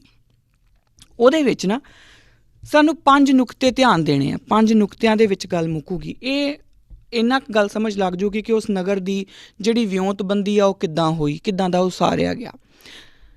ਪਹਿਲਾਂ ਜਿਹੜੀ ਗੱਲ ਹੈ ਉਹ ਆਪਾਂ ਇਹ ਸਮਝ ਲਈਏ ਕਿ ਉਸ ਨਗਰ ਨੂੰ ਉਸਾਰਨ ਲੱਗਿਆਂ ਨਾ ਤਾਂ ਕਿਸੇ ਦੀ ਖੇਤੀ ਉਜਾੜੀ ਗਈ, ਨਾ ਕਿਸੇ ਦੇ ਘਰ ਉਜਾੜੇ ਗਏ। ਜਿਹੜੀ ਸਭ ਤੋਂ ਨੀਵੀਂ ਜਗ੍ਹਾ ਸੀ ਉਸ ਨੂੰ ਲੈ ਕੇ ਬਕਾਇਦਾ ਉਹਦੀ ਵੀ ਪੇਮੈਂਟ ਕਰਕੇ 700 ਅਕਬਰੀ ਮੋਹਰਾਂ ਦੇ ਕੇ ਗੁਰੂ ਪਾਤਸ਼ਾਹ ਨੇ ਉਹ ਜਿਹੜੀ ਸਭ ਤੋਂ ਨੀਵੀਂ ਜਗ੍ਹਾ ਲਈ, ਔਰ ਉਹ ਸਭ ਤੋਂ ਨੀਵੀਂ ਜਗ੍ਹਾ ਨੂੰ ਹੀ ਸਵਾਰ ਕੇ, ਸੰਭਾਲ ਕੇ, ਚੰਗੀ ਤਰ੍ਹਾਂ ਉਹਨੂੰ ਠੀਕ ਕਰਕੇ ਉੱਥੇ ਉਹ ਨਗਰ ਵਸਾਉਣਾ ਸ਼ੁਰੂ ਕੀਤਾ। ਇਹ ਨਹੀਂ ਕਿ ਹੁਣ ਅਸੀਂ ਨਗਰ ਵਸਾਉਣਾ ਹੈ ਜੀ, ਤਾਂ ਹੁਣ ਜਿਹੜੀਆਂ ਲਾਗੇ ਦੀਆਂ ਸਾਰੀਆਂ ਪੈਲੀਆਂ, ਲਾਗੇ ਦੇ ਘਰ, ਉਹਨਾਂ ਨੂੰ ਉਜਾੜ ਦਿਓ। ਬਹੁਤ ਸਾਰੇ ਡੇਰੇ ਜਿਹੜੇ ਵੱਧ ਫੁੱਲ ਰਹੇ ਨੇ ਪੰਜਾਬ ਦੇ ਵਿੱਚ ਖਾਸ ਤੌਰ 'ਤੇ, ਉਹਨਾਂ ਤੋਂ ਪੀੜਤ ਲੋਕ ਇਹ ਸਮਝਦੇ ਹੋਣਗੇ ਕਿ ਜਦੋਂ ਉਹਨਾਂ ਨੇ ਆਪਣੇ ਡੇਰੇ ਦਾ ਵਿਸਥਾਰ ਕਰਨਾ ਹੁੰਦਾ ਨਾ, ਤਾਂ ਉਹ ਪਹਿਲਾਂ ਤਾਂ ਲੋਕਾਂ ਨੂੰ ਕਹਿੰਦੇ ਹਾਂਜੀ ਤੁਸੀਂ ਆਪਣੇ ਘਰ ਬਾਹਰ ਵੇਚ ਦਿਓ। ਜਿਹੜਾ ਤਾਂ ਮੰਨ ਜਾਂਦਾ ਉਹਨਾਂ ਨੂੰ ਥੋੜ੍ਹੀ ਬਹੁਤ ਉਹਨਾਂ ਨੂੰ ਕੀਮਤ ਦੇ ਦਿੰਦੇ ਆ, ਜਿਹੜਾ ਨਹੀਂ ਮੰਨਦਾ ਫਿਰ ਉਹਦੇ ਘਰ ਦੇ ਆਸ-ਪਾਸ ਟੋਆ ਕੱਢ ਦਿੰਦੇ ਆ ਕਿ ਨਿਕਲੋਗੇ ਕਿਹੜੇ ਪਾਸਿਓਂ ਦੀ। ਉਹ ਵਿਚਾਰਾ ਬੰਦਾ ਆਪੇ ਹੀ ਪਰੇਸ਼ਾਨ ਹੋ ਕੇ, ਔਰ ਇਹ ਬਕਾਇਦਾ ਸਾਡੀਆਂ ਅੱਖੀਂ ਵੇਖੀਆਂ ਗੱਲਾਂ ਨੇ, ਕੋਈ ਗੱਪਾਂ ਨਹੀਂ, ਕੋਈ ਝੂਠ ਨਹੀਂ। ਜੇ ਕਿਸੇ ਨੇ ਦੇਖਣਾ ਹੋਵੇ ਤਾਂ ਅੱਜ ਵੀ ਬਿਆਸ ਜਾ ਕੇ ਤੇ ਉਹ ਦੇਖ ਸਕਦਾ। ਬਹੁਤ ਸਾਰੇ ਲੋਕੀ ਪੀੜਤਾਂ ਨੂੰ ਅੱਜ ਵੀ ਲੱਭ ਜਾਣਗੇ ਉੱਥੋਂ। ਸੋ ਇਹ ਇਸ ਤਰੀਕੇ ਨਾਲ ਉੱਥੇ ਨਹੀਂ ਹੁੰਦਾ। ਗੁਰੂ ਮਹਾਰਾਜ ਸਭ ਤੋਂ ਨੀਵੀਂ ਜਗ੍ਹਾ ਵੱਲ ਜਾਂਦੇ ਆ, ਸਭ ਤੋਂ ਨੀਵੀਂ ਜਗ੍ਹਾ ਨੂੰ ਵੀ 700 ਅਕਬਰੀ ਮੋਹਰਾਂ ਦੇ ਕੇ ਖਰੀਦਦੇ ਆ।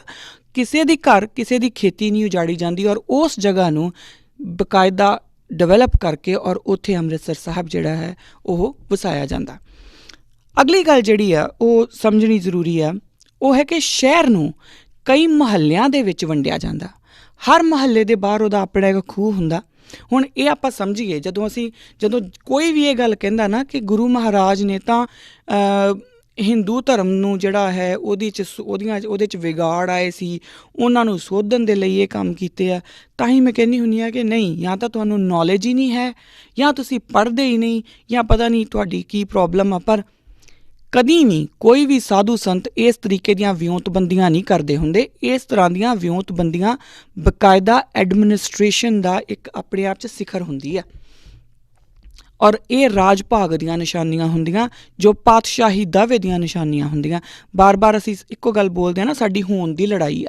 ਉਹ ਇਸੇ ਲਈ ਹੋਂਦ ਦੀ ਲੜਾਈ ਹੈ ਕਿਉਂਕਿ ਸਾਨੂੰ ਪਤਾ ਹੀ ਨਹੀਂ, ਸਭ ਤੋਂ ਪਹਿਲੀ ਤਾਂ ਹੋਂਦ ਦੀ ਲੜਾਈ ਇੱਥੋਂ ਹੀ ਸ਼ੁਰੂ ਹੋ ਜਾਂਦੀ ਹੈ। ਸਾਨੂੰ ਪਤਾ ਹੀ ਨਹੀਂ ਸਾਡਾ ਵਿਗਾੜ ਕਿੱਥੇ ਕਿੱਥੇ ਪਾਇਆ ਜਾ ਰਿਹਾ। ਆਪਾਂ ਇਹਦੇ ਬਾਰੇ ਗੱਲ ਕਰਾਂਗੇ। ਸੋ ਸ਼ਹਿਰ ਨੂੰ ਕਈ ਮਹੱਲਿਆਂ, ਕਈ ਬਾਜ਼ਾਰਾਂ ਦੇ ਵਿੱਚ ਵੰਡਿਆ ਜਾਂਦਾ ਔਰ ਬਾਕਾਇਦਾ ਉਹਨਾਂ ਦੇ ਹਰ ਇੱਕ ਜਿਹੜਾ ਮਹੱਲਾ ਉਹਦੇ ਲਈ ਆ ਉਹਦਾ ਆਪਣਾ ਬਾਹਰ ਇੱਕ ਖੂਹ ਲਵਾਇਆ ਜਾਂਦਾ ਔਰ ਬਾਜ਼ਾਰ ਵੀ ਬਣਾਏ ਜਾਂਦੇ ਨੇ। ਵਪਾਰੀਆਂ ਨੂੰ ਬਾਕਾਇਦਾ ਦੂਰ ਦੁਰਾਡੇ ਦੇ ਵਪਾਰੀਆਂ ਨੂੰ ਸੱਦਾ ਦਿੱਤਾ ਜਾਂਦਾ ਹੈ ਕਿ ਆਓ ਭਾਈ ਆ ਕੇ ਇੱਥੇ ਵਸੋ ਕਰੋ, ਆ ਕੇ ਆਪਣਾ ਇੱਥੇ ਜੋ ਵੀ ਕੰਮਕਾਰ ਹੈ ਉਹ ਕਰੋ। ਔਰ ਉਸ ਤੋਂ ਬਾਅਦ ਕਾਰੀਗਰਾਂ ਨੂੰ ਵੀ ਬੁਲਾਇਆ ਜਾਂਦਾ। ਬਾਕਾਇਦਾ 52 ਤਰ੍ਹਾਂ ਦੇ ਜਿਹੜੇ ਆਰਟਿਸਟ ਨੇ, 52 ਕਿੱਤਿਆਂ ਦੇ ਨਾਲ ਰਿਲੇਟਿਡ ਲੋਕ ਨੇ, ਉਹਨਾਂ ਨੂੰ ਬਾਕਾਇਦਾ ਬੁਲਾਇਆ ਜਾਂਦਾ ਔਰ ਬੜੇ ਆਦਰ ਸਨਮਾਨ ਦੇ ਨਾਲ ਉੱਥੇ ਉਹਨਾਂ ਨੂੰ ਵਸਾਇਆ ਜਾਂਦਾ। ਹੁਣ ਇਹ ਸੋਚੀਏ ਕਿ ਗੁਰੂ ਮਹਾਰਾਜ ਨੂੰ ਜੇ ਆਪਾਂ ਸਿਰਫ ਇੱਕ ਇਹੀ ਕਹਿਣਾ ਸੀਗਾ ਕਿ ਇਹਨਾਂ ਦਾ ਰਾਜ ਜਾਂ ਰਾਜ ਭਾਗ ਨਾਲ ਕੋਈ ਲੈਣਾ ਦੇਣਾ ਨਹੀਂ, ਤਾਂ ਉਹਨਾਂ ਨੂੰ 52 ਤਰ੍ਹਾਂ ਦੇ ਕਾਰੀਗਰਾਂ ਨੂੰ ਬੁਲਾਉਣ ਦੀ ਕੀ ਲੋੜ ਪੈ ਗਈ। ਇੱਕ ਸੰਤ ਆ, ਅਗਰ ਆਪਾਂ ਇਹਨਾਂ ਨੂੰ ਸਿਰਫ ਸਾਧੂ ਔਰ ਸੰਤ ਦੀ ਗੱਲ ਹੀ ਕਰਨੀ ਹੈ ਤਾਂ ਉਹਨਾਂ ਨੂੰ ਕੀ ਲੋੜ ਪੈ ਗਈ ਕਿ ਵਪਾਰੀ ਵੀ ਆਉਣ, ਹੈ ਨਾ। ਸੋ ਬਾਕਾਇਦਾ ਇੱਕ ਰਾਜਧਾਨੀ ਵਰਗਾ ਰਾਜ ਬਣਾ ਰਹੇ ਉਹਨੂੰ। ਉਹ ਅੰਮ੍ਰਿਤਸਰ ਇੱਕ ਐਵੇਂ ਕੋਈ ਸ਼ਹਿਰ ਨਹੀਂ ਵਸਾਇਆ ਜਾ ਰਿਹਾ, ਬਾਕਾਇਦਾ ਉਹਨੂੰ ਇੱਕ ਰਾਜਧਾਨੀ ਵਾਂਗੂ ਵਿਉਂਤਬੰਦ ਕੀਤਾ ਜਾ ਰਿਹਾ ਹੈ ਕਿ ਉਸ ਰਾਜ, ਕਿਉਂਕਿ ਤੁਸੀਂ ਦੇਖੋ ਕਿਸੇ ਵੀ ਦੇਸ਼ ਦੀ, ਕਿਸੇ ਵੀ ਮੁਲਕ ਦੀ, ਚਾਹੇ ਉਹ ਬਾਹਰਲਾ ਕੰਟਰੀ, ਚਾਹੇ ਉਹ ਇੰਡੀਆ ਵਰਗੇ ਕੰਟਰੀਜ਼ ਨੇ, ਸਭ ਤੋਂ ਵੱਧ ਜਿਹੜੀ ਪ੍ਰੋਡਕਟਿਵ ਹੁੰਦੀ ਹੈ ਨਾ, ਉਹ ਰਾਜਧਾਨੀ ਹੁੰਦੀ ਹੈ। ਰਾਜਧਾਨੀ ਦੇ ਵਿੱਚ ਤੁਹਾਨੂੰ ਹਰ ਤਰ੍ਹਾਂ ਦਾ ਵਪਾਰ ਮਿਲ ਜੂਗਾ। ਰਾਜਧਾਨੀ ਵਿੱਚ ਤੁਹਾਨੂੰ ਹਰ ਤਰ੍ਹਾਂ ਦੀ ਚੀਜ਼ ਲੱਭ ਜੂਗੀ। ਗੁਰੂ ਨਾਨਕ ਸਾਹਿਬ ਦੇ ਗੁਰੂ ਨਾਨਕ ਸਾਹਿਬ ਦੇ ਰਾਜ ਦੀ ਜਿਹੜੀ ਰਾਜਧਾਨੀ ਹੈ ਉਹਦੇ ਵਿੱਚ ਵੀ ਬਾਕਾਇਦਾ 52 ਤਰ੍ਹਾਂ ਦੇ ਜਿਹੜੇ ਕਾਰੀਗਰ ਨੇ ਉਹਨਾਂ ਨੂੰ ਵੀ ਬੁਲਾਇਆ ਜਾਂਦਾ ਔਰ ਉਸ ਤੋਂ ਬਿਨਾਂ ਦੂਰ ਦੁਰਾਡੇ ਵਸਦੇ ਹੋਏ ਜਿਹੜੇ ਵਪਾਰੀ ਨੇ ਉਹਨਾਂ ਨੂੰ ਵੀ ਸੱਦਾ ਦਿੱਤਾ ਜਾਂਦਾ ਕਿ ਤੁਸੀਂ ਵੀ ਆਓ ਇੱਥੇ, ਪਰ ਵਪਾਰ ਸੱਚਾ ਹੋਊਗਾ, ਝੂਠ ਦੇ ਵਾਸਤੇ ਕੋਈ ਜਗ੍ਹਾ ਨਹੀਂ। ਉਹਦੇ ਬਾਰੇ ਵੀ ਆਪਾਂ ਗੱਲ ਕਰਦੇ ਹਾਂ। ਸੋ ਸਿਰਫ ਬਾਜ਼ਾਰਾਂ ਦੇ ਨਾਮ ਤੋਂ ਅੱਜ ਵੀ ਜਿਹੜੇ ਲੋਕ ਅੰਮ੍ਰਿਤਸਰ ਸਾਹਿਬ ਰਹਿੰਦੇ, ਮੈਂ ਵੀ ਰਹੀ ਹਾਂ ਉੱਥੇ, ਔਰ ਜਦੋਂ ਉੱਥੇ ਰਹਿੰਦੀ ਸੀਗੀ ਉਦੋਂ ਮੇਰੇ ਪੱਲੇ ਇਹ ਗੱਲ ਨਹੀਂ ਸੀ ਪਈ ਕਿ ਅਸੀਂ ਕਿੱਡੇ ਵੱਡੇ ਭਾਗਾਂ ਵਾਲੇ ਲੋਕ ਹਾਂ, ਹੈ ਨਾ, ਕਿ ਜਿਹਨਾਂ ਨੂੰ ਐਸੇ ਸ਼ਹਿਰ ਦੇ ਵਿੱਚ ਰਹਿਣ ਦਾ ਮੌਕਾ ਮਿਲਿਆ। ਕਈ ਵਾਰੀ ਕਈ ਜਗ੍ਹਾ ਦੇ ਉੱਤੇ ਜਾ ਕੇ ਕਹਿਣਾ ਨਹੀਂ ਉਸ ਪਾਸੇ ਨਹੀਂ ਜਾਣਾ, ਅੱਛਾ ਉਹ ਉੱਧਰ ਨਹੀਂ ਜਾਣਾ, ਉੱਧਰ ਤਾਂ ਬਹੁਤ ਭੀੜ ਹੁੰਦੀ ਆ, ਕਾਸ਼। ਪਰ ਹੁਣ ਜਦੋਂ ਵੀ ਮੈਂ ਗਈ ਅੰਮ੍ਰਿਤਸਰ ਤਾਂ ਜ਼ਰੂਰ ਉਹਨਾਂ ਇਕੱਲੀ ਥਾਂ ਨੂੰ ਵੇਖ ਕੇ ਆਊਂਗੀ ਜੋ ਮੇਰੇ ਪਾਤਸ਼ਾਹ ਨੇ ਸਾਨੂੰ ਬਣਾ ਕੇ ਸਾਡੀ ਰਾਜਧਾਨੀ ਵਾਂਗੂ ਸਾਨੂੰ ਦਿੱਤੀ। ਇਹ ਸਿਰਫ ਪੜ੍ਹਨ ਦੇ ਨਾਲ ਤੁਹਾਨੂੰ ਆਉਂਦਾ, ਜਿੰਨਾ ਤੁਸੀਂ ਪੜ੍ਹਦੇ ਜਾਓਗੇ ਸਮਝਦੇ ਜਾਓਗੇ। ਸੋ ਉੱਥੋਂ ਇਕੱਲੇ ਬਾਜ਼ਾਰ ਦੇ ਨਾਮ ਤੋਂ ਸਮਝ ਆ ਜਾਂਦੀ ਆ ਕਿ ਕਿਹੜੇ ਬਾਜ਼ਾਰ ਦੇ ਵਿੱਚ ਕਿਹੜੀ ਖਾਸੀਅਤ ਹੈ। ਪਿਛਲੀ ਵਾਰੀ ਆਪਾਂ ਬਾਜ਼ਾਰਾਂ ਦੇ ਨਾਮ ਵੀ ਦੱਸੇ ਸੀਗੇ। ਸੋ ਉਹ ਜਦੋਂ ਕਿਸੇ ਨੇ ਜਾਣਾ ਤਾਂ ਉਹਨੂੰ ਇਹ ਨਹੀਂ ਕਿ ਕਿਹੜੇ ਬਾਜ਼ਾਰ ਦੇ ਵਿੱਚ ਜਾਈਏ ਅਤੇ ਫਿਰ ਕਿੱਥੋਂ ਆਹ ਚੀਜ਼ ਕਿੱਥੋਂ ਮਿਲੂਗੀ, ਉਹ ਬਾਜ਼ਾਰ ਦੇ ਨਾਮ ਤੋਂ ਪਤਾ ਲੱਗ ਜਾਂਦਾ ਕਿ ਅੱਛਾ ਆਹ ਚੀਜ਼ ਚਾਹੀਦੀ ਆ, ਤੁਸੀਂ ਉੱਧਰ ਚੱਲ ਜਾਓ, ਹੈ ਨਾ। ਲੱਕੜ ਮੰਡੀ ਆ, ਅਨਾਜ ਮੰਡੀ ਆ, ਉਹ ਸਾਰੇ ਉਹਨਾਂ ਦੇ ਆਪਣੇ ਨਾਮ ਨੇ। ਸੋ ਰੇਸ਼ਮ, ਸੁੱਤ, ਉੱਨ, ਲੋਹਾ, ਪਿੱਤਲ, ਹਾਥੀ ਦੰਦ, ਤੇਲ, ਕਲੀਨ, ਇਹੋ ਜਿਹੇ ਖਾਸ ਕੰਮਾਂ ਦੇ ਵਿੱਚ ਅੰਮ੍ਰਿਤਸਰ ਜਿਹੜਾ ਹੈ ਉਹ ਪ੍ਰਸਿੱਧ ਹੋ ਗਿਆ ਕਿਉਂਕਿ ਮੇਨ ਕਾਰੀਗਰ ਉੱਥੇ ਆ ਗਏ। ਸੋ ਹੁਣ ਆਪਾਂ ਇਹਨੂੰ ਵੇਖੀਏ ਕਿ ਰਾਜਧਾਨੀਆਂ ਹੀ ਇਸ ਤਰੀਕੇ ਨਾਲ ਪ੍ਰਸਿੱਧ ਹੋਇਆ ਕਰਦੀਆਂ ਕਿ ਕਿਸੇ ਵੀ ਜਗ੍ਹਾ ਦੀ ਕੋਈ ਖਾਸੀਅਤ ਹੈ ਤਾਂ ਰਾਜਧਾਨੀ ਦੇ ਵਿੱਚ ਤੁਹਾਨੂੰ ਲੱਭ ਜੂਗੀ। ਸੋ ਇਹ ਅੰਮ੍ਰਿਤਸਰ ਸਾਹਿਬ ਦਾ ਜਿਹੜੀ ਇੱਕ ਵਿਉਂਤਬੰਦੀ ਹੈ ਗੁਰੂ ਮਹਾਰਾਜ ਕਰਦੇ ਨੇ ਕਿ ਦੇਖੋ ਪਹਿਲਾਂ ਜਗ੍ਹਾ ਲੈਂਦੇ ਨੇ, ਬਾਕਾਇਦਾ ਉਹਨੂੰ ਸਵਾਰਦੇ ਨੇ, ਸੰਭਾਲਦੇ ਨੇ, ਉਸ ਤੋਂ ਬਾਅਦ ਉਹਦੇ ਵਿੱਚ ਨਗਰ ਵਸਾਉਂਦੇ ਨੇ। ਵਪਾਰੀ ਵੀ ਆਏ ਹੋਏ ਨੇ, ਵਪਾਰੀ ਵਪਾਰ ਵੀ ਕਰ ਰਹੇ ਨੇ ਔਰ ਉਹਦੇ ਨਾਲ 52 ਤਰ੍ਹਾਂ ਦੇ ਕਾਰੀਗਰ ਵੀ ਆਏ ਹੋਏ ਨੇ। ਜਿੰਨੇ ਵੀ ਮੁਹੱਲੇ ਬਾਜ਼ਾਰ ਬਣਦੇ ਨੇ ਉਹਨਾਂ ਦਾ ਨਾਮ ਹੀ ਇਸ ਤਰੀਕੇ ਨਾਲ ਰੱਖਿਆ ਜਾਂਦਾ ਕਿ ਕਿਸੇ ਵੀ ਬਾਹਰੋਂ ਆਏ ਬੰਦੇ ਨੂੰ ਪਤਾ ਲੱਗ ਜੂਗਾ ਕਿ ਜੇ ਮੈਂ ਕੱਪੜਾ ਖਰੀਦਣਾ ਮੈਂ ਕਿੱਥੇ ਜਾਣਾ, ਜੇ ਮੈਂ ਅਨਾਜ ਖਰੀਦਣਾ ਮੈਂ ਕਿੱਥੇ ਜਾਣਾ, ਤਾਂ ਉਹ ਨਾਮਾਂ ਬਾਜ਼ਾਰਾਂ ਦੇ ਨਾਮ ਤੋਂ ਹੀ ਪਤਾ ਲੱਗ ਜਾਊਗਾ। ਸੋ ਇਹ ਕਿੱਡੀ ਵੱਡੀ ਵਿਉਂਤਬੰਦੀ ਹੋਊਗੀ, ਕਿੱਡੀ ਵੱਡੀ ਐਡਮਿਨਿਸਟ੍ਰੇਸ਼ਨ ਹੋਊਗੀ, ਕਿੱਡੀ ਵੱਡੀ ਮੈਨੇਜਮੈਂਟ ਹੋਊਗੀ। ਇਹ ਆਪਾਂ ਜਰਾ ਇਮੈਜਿਨ ਕਰਨ ਦੀ ਕੋਸ਼ਿਸ਼ ਕਰੀਏ। ਆਪਾਂ ਆਪਣੇ ਘਰ ਦੇ ਜਿਹੜੇ ਇੱਕ 3 ਬੈਡਰੂਮ ਦਾ ਘਰ ਹੁੰਦਾ ਨਾ, ਉਹਨੂੰ ਵੀ ਸਵਾਰਨ ਲੱਗਿਆ ਟਾਈਮ ਲੱਗਦਾ ਸਾਨੂੰ। ਸੋ ਆਪਾਂ ਇਹ ਵੇਖੀਏ ਕਿ ਉਹਨਾਂ ਨੇ ਕਿਸ ਤਰੀਕੇ ਨਾਲ ਐਡਾ ਵੱਡਾ ਜਿਹੜਾ ਨਗਰ ਹੈ ਉਹ ਵਸਾਇਆ ਹੋਊਗਾ। ਅਗਲੀ ਗੱਲ ਜਿਹੜੀ ਆਉਂਦੀ ਆ ਉਹ ਵੀ ਬੜੀ ਖਾਸ ਔਰ ਇੱਕ ਕਰਨ ਵਾਲੀ ਗੱਲ ਆ। ਉਹ ਇਹ ਹੈ ਕਿ ਕਿਉਂਕਿ ਗੁਰੂ ਮਹਾਰਾਜ ਹੋਣ ਅਤੇ ਇਕੁਐਲਿਟੀ ਦੀ ਗੱਲ ਨਾ ਹੋਵੇ, ਇਹ ਹੋ ਨਹੀਂ ਸਕਦਾ। ਸੋ ਗੁਰੂ ਮਹਾਰਾਜ ਜਦੋਂ ਜਾਤ ਪਾਤ ਨੂੰ ਤੋੜਨ ਦੀ ਗੱਲ ਕਰਦੇ ਨੇ ਤਾਂ ਬਾਕਾਇਦਾ ਇਹ ਜਿਹੜਾ ਨਗਰ ਹੈ ਉਹਦੇ ਵਿੱਚ ਜਿਹੜੀਆਂ ਮੈਂ ਅਖੌਤੀ ਇਸ ਕਰਕੇ ਕਹਿੰਦੀ ਕਿਉਂਕਿ ਅਸੀਂ ਮੰਨਦੇ ਨਹੀਂ ਕਿ ਕੋਈ ਨੀਵੀਂ ਜਾਤ ਹੁੰਦੀ ਆ, ਪਰ ਜਿਹੜੀਆਂ ਅਖੌਤੀ ਨੀਵੀਂ ਜਾਤਾਂ ਨੇ ਉਹਨਾਂ ਨੂੰ ਪੂਰਬ ਵੱਲ ਵਸਾਇਆ ਜਾਂਦਾ, ਹੈ ਨਾ।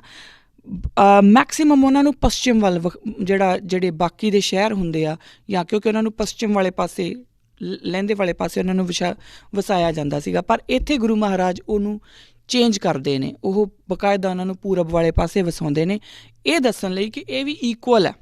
ਸੋ ਹੁਣ ਇੱਕ ਐਸਾ ਸ਼ਹਿਰ ਹੈ ਜਿੱਥੇ ਵਪਾਰੀ ਵਪਾਰ ਕਰ ਰਹੇ ਨੇ, ਕਾਰੀਗਰ ਆਪਣਾ ਕੰਮ ਵੀ ਕਰ ਰਹੇ ਨੇ, ਬਾਜ਼ਾਰ ਵੀ ਹੈਗੇ ਨੇ, ਘਰ ਵੀ ਹੈਗੇ ਨੇ, ਮੁਹੱਲੇ ਵੀ ਹੈਗੇ ਨੇ, ਪਰ ਉਹਨਾਂ ਦੇ ਨਾਲ ਨਾਲ ਉਹ ਕਿਰਤੀ ਵੀ ਹੈ, ਔਰ ਉਹਨਾਂ ਦੀ ਕਿਰਤ ਵੀ ਨਾਲ ਚੱਲ ਰਹੀ ਹੈ, ਜਿਨ੍ਹਾਂ ਨੂੰ ਸੋ ਕਾਲਡ ਜਿਹੜਾ ਉੱਥੋਂ ਦੀ ਹਕੂਮਤ ਜਾਂ ਉੱਥੋਂ ਦਾ ਜਿਹੜਾ ਇੱਕ ਰਿਲੀਜੀਅਸ ਆਈਡੀਓਲੋਜੀ ਸੀ, ਉਹਨਾਂ ਨੂੰ ਨੀਵੇਂ ਮੰਨਦੀ ਸੀ। ਸੋ ਉਹ ਵੀ ਨਾਲ ਨਾਲ ਚੱਲ ਰਹੇ ਨੇ। ਉਹਨਾਂ ਨੂੰ ਅੰਮ੍ਰਿਤਸਰ ਦੇ ਵਿੱਚ ਅੰਦਰ ਐਂਟਰ ਕਰਕੇ ਉਹਨਾਂ ਨੂੰ ਇਹ ਨਹੀਂ ਕਿ ਉਹਨਾਂ ਨੂੰ ਇੱਕ ਪਾਸੇ ਜੇ ਖੂੰਜੇ ਲਾ ਕੇ ਰੱਖ ਦਿਓ ਕਿ ਇਹ ਤਾਂ ਨੀਵੀਂ ਜਾਤ ਹੈ ਜੀ, ਅਖੌਤੀ ਨੀਵੀਂ ਜਾਤ ਹੈ, ਤਾਂ ਉਹਨਾਂ ਨੂੰ ਪਾਸੇ ਨਹੀਂ, ਉਹ ਬਕਾਇਦਾ ਸ਼ਹਿਰ ਦੇ ਵਿੱਚ ਨੇ। ਗੁਰੂ ਮਹਾਰਾਜ ਦਾ ਜਿਹੜਾ ਇਹ ਇੱਕ ਜਿਹੜਾ ਉਹਨਾਂ ਦਾ ਇੱਕ ਸਟਰਕਚਰ ਤਿਆਰ ਕੀਤਾ ਸਾਡੇ ਲਈ ਉਹਨਾਂ ਨੇ, ਕਿ ਇਸ ਤਰ੍ਹਾਂ ਦਾ ਇੱਕ ਰਾਜ ਹੋਊਗਾ, ਔਰ ਇਹ ਜਿਹੜਾ ਸਿੰਬਲ ਹੈ, ਜਿਹੜੀ ਰਾਜਧਾਨੀ ਜੈਸੀ ਹੋਊਗੀ ਨਾ ਵੈਸਾ ਹੀ ਦੇਸ਼ ਹੋਊਗਾ। ਇਹ ਆਪਾਂ ਸਮਝ ਲਈਏ। ਜੇਕਰ ਤੁਹਾਡੀ ਰਾਜਧਾਨੀ ਦੇ ਵਿੱਚ ਜ਼ੁਲਮ ਹੈ, ਜੇਕਰ ਤੁਹਾਡੀ ਰਾਜਧਾਨੀ ਦੇ ਵਿੱਚ ਰੇਪ ਹੋ ਰਹੇ ਨੇ, ਲੋਕੀ ਲੁੱਟੇ ਖੁੱਟੇ ਜਾ ਰਹੇ ਨੇ, ਤਾਂ ਇਹ ਸਮਝ ਲਓ ਹੌਲੀ ਹੌਲੀ ਕਰਕੇ ਪੂਰੇ ਜਿਹੜਾ ਤੁਹਾਡਾ ਰਾਜ ਹੈ ਉਹਦੇ ਵਿੱਚ ਉਹ ਬਿਮਾਰੀ ਫੈਲੂਗੀ ਹੀ ਫੈਲੂਗੀ। ਕਿਉਂਕਿ ਰਾਜਧਾਨੀ ਜਿਹੜੀ ਹੁੰਦੀ ਆ ਉਹ ਪ੍ਰਤੀਬਿੰਬ ਹੁੰਦੀ ਆ, ਉਹ ਸਿੰਬਲ ਹੁੰਦੀ ਆ ਕਿਸੇ ਵੀ ਨੇਸ਼ਨ ਦਾ, ਹੈ ਨਾ। ਤੁਸੀਂ ਜਿੰਨੇ ਦਿੱਲੀ ਦੇ ਵਿੱਚ ਜਿੰਨੇ ਰੇਪ ਕੇਸਿਸ ਨੇ, ਜਿੰਨੀਆਂ ਫਰੋਜਰੀਜ਼ ਨੇ, ਜੋ ਫਰੋਡ ਹੁੰਦੇ ਆ, ਜੋ ਕੁਛ ਵੀ ਦਿੱਲੀ ਦੇ ਵਿੱਚ ਹੁੰਦਾ, ਉਸ ਨੂੰ ਦੇਖ ਕੇ ਜ਼ਰਾ ਸੋਚ ਕੇ ਦੇਖੋ ਕਿ ਉਹੀ ਚੀਜ਼ ਹੁਣ ਪੂਰੇ ਦੇਸ਼ ਦੇ ਵਿੱਚ ਚੱਲ ਰਹੀ ਆ। ਸੋ ਇੱਦਾਂ ਹੀ ਹੁੰਦਾ, ਕਿਉਂਕਿ ਰਾਜਧਾਨੀ ਤੁਹਾਡੀ ਆਈਡੀਓਲੋਜੀ ਦਾ ਸਿੰਬਲ ਹੁੰਦੀ ਆ, ਅਤੇ ਸਿੱਖਾਂ ਦੀ ਰਾਜਧਾਨੀ ਸ਼੍ਰੀ ਅੰਮ੍ਰਿਤਸਰ ਸਾਹਿਬ ਇੱਕ ਸਿੰਬਲ ਸੀ, ਇੱਕ ਐਸੀ ਸੁਸਾਇਟੀ ਦਾ, ਇੱਕ ਐਸੇ ਰਾਜ ਭਾਗ ਦਾ ਕਿ ਜਿਹਦੇ ਵਿੱਚ ਨਾ ਕੋਈ ਉੱਚਾ ਹੋਊਗਾ, ਨਾ ਕੋਈ ਨੀਵਾਂ ਹੋਊਗਾ। ਕੋਈ ਚੀਜ਼ ਵਸਾਉਣ ਦੇ ਲਈ, ਕੋਈ ਚੀਜ਼ ਬਣਾਉਣ ਦੇ ਲਈ ਕੋਈ ਪੁਰਾਣੀ ਚੀਜ਼ ਢਾਈ ਨਹੀਂ ਜਾਊਗੀ, ਕਿ ਕੁਛ ਨਵਾਂ ਕੰਸਟਰਕਟ ਕਰਨ ਲਈ ਪੁਰਾਣਾ ਡਿਸਟਰਕਟ ਨਹੀਂ ਕੀਤਾ ਜਾਊਗਾ, ਹੈ ਨਾ। ਔਰ ਇਹਦੇ ਨਾਲ ਹਰ ਇੱਕ ਚੀਜ਼ ਜਿਹੜੀ ਆ ਉਹ ਇੱਕ ਆਪਣੇ ਆਪ 'ਚ ਸੋਧੀ ਹੋਈ ਹੋਊਗੀ। ਹਰ ਇੱਕ ਚੀਜ਼ ਆਪਣੇ ਆਪ ਦੇ ਵਿੱਚ ਇੱਕ ਐਡਮਿਨਿਸਟ੍ਰੇਸ਼ਨ ਦਾ ਹੱਬ ਹੋਊਗਾ, ਹੈ ਨਾ। ਔਰ ਇਹਦੇ ਵਿੱਚ ਨਾਲ ਹੀ ਇੱਕ ਗੱਲ ਹੋਰ ਆਉਂਦੀ ਆ ਕਿ ਇੱਕ ਐਸੀ ਉਹ ਰਾਜਧਾਨੀ ਬਣਦੀ ਹੈ, ਇੱਕ ਐਸੀ ਜਗ੍ਹਾ, ਇੱਕ ਐਸੀ ਨਗਰੀ ਬਣਦੀ ਹੈ ਜਿੱਥੇ ਨਾ ਕੋਈ ਜਜ਼ੀਆ ਲੱਗਦਾ, ਨਾ ਕਿਸੇ ਰਾਜੇ ਮਹਾਰਾਜੇ ਦਾ ਕੋਈ ਟੈਕਸ ਲੱਗਦਾ। ਕਿਉਂਕਿ ਉਹਨਾਂ ਦਿਨਾਂ ਦੇ ਵਿੱਚ ਇਹ ਗੱਲ ਪ੍ਰਚਲਿਤ ਸੀਗੀ ਕਿ ਹਰ ਰਾਜੇ ਮਹਾਰਾਜੇ ਦਾ ਆਪਣਾ ਟੈਕਸ ਹੋਇਆ ਕਰਦਾ ਸੀ। ਨਾ ਕੋਈ ਜਜ਼ੀਆ, ਨਾ ਕੋਈ ਜ਼ਕਾਤ, ਨਾ ਕਿਸੇ ਨੂੰ ਕੋਈ ਫਾਈਨ, ਨਾ ਕਿਸੇ ਦਾ ਕੋਈ ਇਸ ਤਰੀਕੇ ਦਾ ਕੋਈ ਟੈਕਸ, ਕੋਈ ਕਰ, ਇਹੋ ਜਿਹਾ ਕੁਛ ਨਹੀਂ ਲੱਗਦਾ। ਸੋ ਇਸ ਤਰ੍ਹਾਂ ਦੀ ਜਿਹੜੀ ਰਾਜਧਾਨੀ ਆ ਉਹ ਅੰਮ੍ਰਿਤਸਰ ਸਾਹਿਬ ਦੇ ਰੂਪ ਦੇ ਵਿੱਚ ਸਿੱਖਾਂ ਨੂੰ ਗੁਰੂ ਮਹਾਰਾਜ ਦਿੰਦੇ ਨੇ, ਔਰ ਬਕਾਇਦਾ ਸਾਨੂੰ ਗੁਰਬਾਣੀ 'ਚ ਹਵਾਲਾ ਮਿਲਦਾ। ਵੈਸੇ ਤਾਂ ਰਾਗ ਆਸਾ ਦੇ ਵਿੱਚ ਗੁਰੂ ਮਹਾਰਾਜ ਲਿਖਦੇ ਨੇ, ਪਰ ਉਹ ਹੈ ਤਾਂ ਉਹਨਾਂ ਨੇ ਆਪਣੀ ਸਪਿਰਿਚੁਅਲ ਜਰਨੀ ਬਾਰੇ ਗੱਲ ਕੀਤੀ ਹੈ ਕਿ ਇਸ ਸਰੀਰ ਨੂੰ ਉਹਨਾਂ ਨੇ ਇੱਕ ਦੁਕਾਨ ਦੇ ਵਾਂਗ ਕਿਹਾ, ਇੱਕ ਨਗਰ ਦੇ ਵਾਂਗ ਕਿਹਾ। ਉਹ ਸ਼ਬਦ ਜਿਹੜਾ ਪੰਚ ਮਨਾਏ, ਪੰਚ ਰਸਾਏ, ਪੰਚ ਵਸਾਏ, ਪੰਚ ਕਵਾਏ, ਇਨ ਬਿਦ ਨਗਰ ਵੁਠਾ ਮੇਰੇ ਭਾਈ, ਇਹ ਜਿਹੜੀ ਇਸੇ ਸ਼ਬਦ ਦੇ ਵਿੱਚ ਹੈ ਤਾਂ ਇਹ ਅਕਾਲ ਪੁਰਖ ਦੇ ਨਾਲ ਜਾਂ ਆਪਣੀ ਸਪਿਰਿਚੁਅਲ ਜਰਨੀ ਦੀ ਗੱਲ ਹੈ, ਪਰ ਇਹਦੇ ਵਿੱਚ ਹੀ ਉਹ ਇੱਕ ਹੋਰ ਦੱਸਦੇ ਨੇ। ਉਹ ਗੱਲ ਹੈ, ਸ਼ਾਂਤ ਸਹਿਜ ਸੁਖ ਕੇ ਸਭ ਹਾਟ, ਸਾਹ ਵਪਾਰੀ ਏਕੇ ਥਾਟ, ਕਿ ਸਭ ਸ਼ਾਂਤੀ ਹੈ, ਸਹਿਜ ਹੈ, ਸੁੱਖ ਹੈ, ਔਰ ਵਪਾਰੀ ਅਤੇ ਸ਼ਾਹ ਜਿਹੜੇ ਸਾਰੇ ਇੱਕੋ ਹੀ ਜਗ੍ਹਾ ਦੇ ਉੱਤੇ ਕੰਮ ਕਰ ਰਹੇ ਆ। ਜੈਜ਼ੀਆ ਡੰਨ ਕੋ ਲਏ ਨਾ ਜਗਾਤ, ਸਤਿਗੁਰ ਕਰ ਦੀਨੀ ਤੁਰਕੀ ਛਾਪ, ਕਿ ਨਾ ਇੱਥੇ ਜਜ਼ੀਆ ਲੱਗਦਾ, ਨਾ ਕੋਈ ਡੰਨ ਲੱਗਦਾ। ਹੁਣ ਬੇਸ਼ੱਕ ਇਹਨੂੰ ਇੱਕ ਕਹਿ ਲਈਏ ਕਿ ਸਿੰਬੋਲਿਕ ਤਰੀਕੇ ਨਾਲ ਗੱਲ ਕੀਤੀ ਗਈ ਆ, ਪਰ ਜਿਹੜੀ ਐਸੀ ਇੱਕ ਤਰ੍ਹਾਂ ਦੀ ਜਿਹੜੀ ਅੰਦਰ ਦੀ ਅਵਸਥਾ ਬਣਾਉਣੀ ਹੈ, ਉਸ ਅੰਦਰ ਦੀ ਅਵਸਥਾ ਨੂੰ ਹੀ ਗੁਰੂ ਮਹਾਰਾਜ ਬੇਸਿਕਲੀ ਸਾਨੂੰ ਸਾਡੀ ਰਾਜਧਾਨੀ ਸ਼੍ਰੀ ਅੰਮ੍ਰਿਤਸਰ ਸਾਹਿਬ ਦੇ ਰੂਪ ਦੇ ਵਿੱਚ ਬਣਾ ਕੇ ਦਿੰਦੇ ਨੇ ਕਿ ਇੱਥੇ ਨਾ ਕੋਈ ਜਜ਼ੀਆ ਹੈ, ਨਾ ਕੋਈ ਟੈਕਸ ਹੈ, ਨਾ ਤੁਹਾਨੂੰ ਕਿਸੇ ਤੋਂ ਡਰਨ ਦੀ ਲੋੜ ਹੈ, ਨਾ ਇੱਥੇ ਕੋਈ ਉੱਚਾ ਹੈ, ਨਾ ਨੀਵਾਂ ਹੈ, ਸਭ ਬਰਾਬਰ ਨੇ। ਔਰ ਵਪਾਰੀ ਆਪਣਾ ਵਪਾਰ ਕਰ ਸਕਦਾ, ਸ਼ਾਹੂਕਾਰ ਆਪਣਾ ਕੰਮ ਕਰ ਸਕਦਾ, ਪਰ ਸ਼ਾਹੂਕਾਰ ਗਰੀਬ ਨੂੰ ਲੁੱਟ ਘਸੁੱਟ ਨਹੀਂ ਸਕਦਾ। ਜਿੰਨਾ ਕੁ ਸ਼ਾਹੂਕਾਰ ਇੰਪੋਰਟੈਂਟ ਹੈ, ਓਨਾ ਕੀ ਜਿਹੜਾ ਕਿਰਤੀ ਆ ਉਹ ਵੀ ਓਨਾ ਹੀ ਇੰਪੋਰਟੈਂਟ ਹੈ। ਸੋ ਇੱਥੇ ਕੋਈ ਸੁੱਖ ਨਹੀਂ, ਕੋਈ ਦੁੱਖ ਨਹੀਂ ਹੈ, ਸਾਰੇ ਸੁਖੀ ਵਸ ਰਹੇ ਨੇ। ਸੋ ਇਸ ਤਰ੍ਹਾਂ ਦੀ ਜਿਹੜੀ ਨਗਰੀ ਹੈ ਉਹ ਅੰਮ੍ਰਿਤਸਰ ਸਾਹਿਬ ਦੇ ਰੂਪ ਦੇ ਵਿੱਚ ਸਾਨੂੰ ਇੱਕ ਸਿੰਬੋਲਿਕ ਸਾਡੇ ਰਾਜ ਭਾਗ ਦਾ ਜੋ ਇੱਕ ਸਿੰਬਲ ਹੈ ਕਿ ਇੱਦਾਂ ਦਾ ਰਾਜ ਭਾਗ ਸਿੱਖਾਂ ਨੇ ਡਿਵੈਲਪ ਕਰਨਾ। ਔਰ ਬਿਲਕੁਲ ਇੱਦਾਂ ਦਾ ਹੀ ਰਾਜ ਭਾਗ ਜਿਹੜਾ ਮਹਾਰਾਜਾ ਰਣਜੀਤ ਸਿੰਘ ਦੇ ਟਾਈਮ ਦੇ ਉੱਤੇ ਡਿਵੈਲਪ ਹੁੰਦਾ। ਆਪਾਂ ਸਾਰੇ ਸੁਣਦੇ ਹਾਂ ਕਿ ਮਹਾਰਾਜਾ ਰਣਜੀਤ ਸਿੰਘ ਦੇ ਟਾਈਮ ਦੇ ਉੱਤੇ ਕਿਸੇ ਇੱਕ ਬੰਦੇ ਨੂੰ ਵੀ ਸਜ਼ਾਏ ਮੌਤ ਨਹੀਂ ਮਿਲੀ ਸੀ। ਤਾਂ ਉਹਦਾ ਜਿਹੜਾ ਪ੍ਰੇਰਨਾ ਸਰੋਤ ਹੈ ਉਹ ਇਹੀ ਸ਼੍ਰੀ ਅੰਮ੍ਰਿਤਸਰ ਸਾਹਿਬ ਦੀ ਨਗਰੀ ਹੈ, ਕਿਉਂਕਿ ਜਿੱਥੇ ਕਿਸੇ ਤਰ੍ਹਾਂ ਦਾ ਕੋਈ ਫਾਈਨ, ਕੋਈ ਇਸ ਤਰ੍ਹਾਂ ਦੀ ਕਿਸੇ ਨੂੰ ਕੋਈ ਮੌਤ ਦੀ ਸਜ਼ਾ ਨਹੀਂ ਸੀ ਦਿੱਤੀ ਜਾ ਸਕਦੀ, ਜਾਂ ਕਿਸੇ ਤਰ੍ਹਾਂ ਦਾ ਕੋਈ ਜਜ਼ੀਆ ਨਹੀਂ ਸੀ ਲੱਗ ਸਕਦਾ।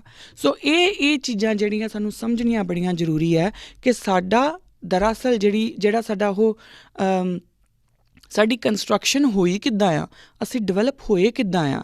ਉਹ ਲੋਕ ਜਿਨ੍ਹਾਂ ਦੇ ਉੱਤੇ ਸਿਰਫ ਜ਼ੁਲਮ ਕੀਤਾ ਜਾਂਦਾ ਸੀ, ਉਹਨਾਂ ਲੋਕਾਂ ਨੇ ਆਪਣਾ ਰਾਜ ਭਾਗ ਬਣਾ ਕਿੱਦਾਂ ਲਿਆ। ਉਹ ਲੋਕ ਜਿਹੜੇ ਘੋੜਿਆਂ ਦੀਆਂ ਕਾਠੀਆਂ ਦੇ ਉੱਤੇ ਤੁਰੇ ਫਿਰਦੇ ਆ, ਜਿਨ੍ਹਾਂ ਕੋਲ ਕੋਈ ਆਪਣੇ ਰਹਿਣ ਨੂੰ ਵੀ ਜਗ੍ਹਾ ਨਹੀਂ ਹੈ, ਉਹਨਾਂ ਨੇ ਆਪਣਾ ਰਾਜ ਭਾਗ ਇਸਟੈਬਲਿਸ਼ ਕਿੱਦਾਂ ਕਰ ਲਿਆ। ਜੇਕਰ ਇਹ ਸਮਝਣਾ ਹੈ, ਸਾਨੂੰ ਇਤਿਹਾਸ 'ਚ ਜਾਣਾ ਪਊਗਾ, ਔਰ ਸਭ ਤੋਂ ਪਹਿਲਾ ਕੰਮ ਸਾਨੂੰ ਇਹ ਕਰਨਾ ਪਊਗਾ ਕਿ ਗੁਰੂ ਪੀਰੀਅਡ ਦੀ ਜਿਹੜੀ ਹਿਸਟਰੀ ਹੈ ਉਹਨੂੰ ਕੰਟੀਨਿਊਟੀ ਵਿੱਚ ਸਮਝਣਾ ਪਊਗਾ, ਕੰਟੀਨਿਊਟੀ ਵਿੱਚ ਪੜ੍ਹਨਾ ਪਊਗਾ। ਅੱਜ ਦੀਆਂ ਮੇਰੀਆਂ ਇੰਨੀਆਂ ਕੀ ਬੇਨਤੀਆਂ ਪ੍ਰਵਾਨ ਕਰਨਾ। ਅਗਲਾ ਜਿਹੜਾ ਐਪੀਸੋਡ ਹੈ ਉਹ ਵੀ ਆਪਾਂ ਸ਼੍ਰੀ ਅੰਮ੍ਰਿਤਸਰ ਸਾਹਿਬ ਦੇ ਉੱਤੇ ਕਰਾਂਗੇ, ਔਰ ਇਸੇ ਗੱਲ ਨੂੰ ਅੱਗੇ ਤੋਰਾਂਗੇ ਕਿ ਜਿਹੜੀ ਇਹ ਗੱਲ ਮੈਂ ਕੀਤੀ ਹੈ ਕਿ ਨਾ ਕੋਈ ਜਜ਼ੀਆ ਨਾ ਕੋਈ ਦਾਨ, ਅਤੇ ਉਹ ਉਸੇ ਚੀਜ਼ ਨੂੰ ਕਿ ਇਹ ਜਿਹੜਾ ਸੰਕਲਪ ਸੀ ਸਾਡੇ ਕੋਲ ਕਿੱਥੋਂ ਗੁਰੂ ਗ੍ਰੰਥ ਸਾਹਿਬ ਮਹਾਰਾਜ ਸਾਨੂੰ ਕਿਸ ਤਰੀਕੇ ਦੇ ਹਵਾਲੇ ਦਿੰਦੇ ਆ, ਔਰ ਇਹਨੂੰ ਹੋਰ ਆਪਾਂ ਕਲੀਅਰ ਕਰਨ ਦੀ ਕੋਸ਼ਿਸ਼ ਕਰਾਂਗੇ ਕਿ ਜਿਹੜੀ ਸ਼੍ਰੀ ਅੰਮ੍ਰਿਤਸਰ ਸਾਹਿਬ ਦੀ ਨਗਰੀ ਹੈ ਨਾ, ਉਹ ਐਵੇਂ ਕੋਈ ਆਮ ਨਗਰੀ ਨਹੀਂ ਹੈ ਨਾ। ਉਹਦਾ ਕੋਈ ਆਪਣੇ ਆਪ ਦੇ ਵਿੱਚ ਹਿਸਟੋਰੀਕਲ, ਫਿਲੋਸਫੀਕਲ ਔਰ ਆਈਡੀਓਲੋਜੀਕਲ ਇੰਪੋਰਟੈਂਸ ਹੈ ਸਿੱਖਾਂ ਵਾਸਤੇ।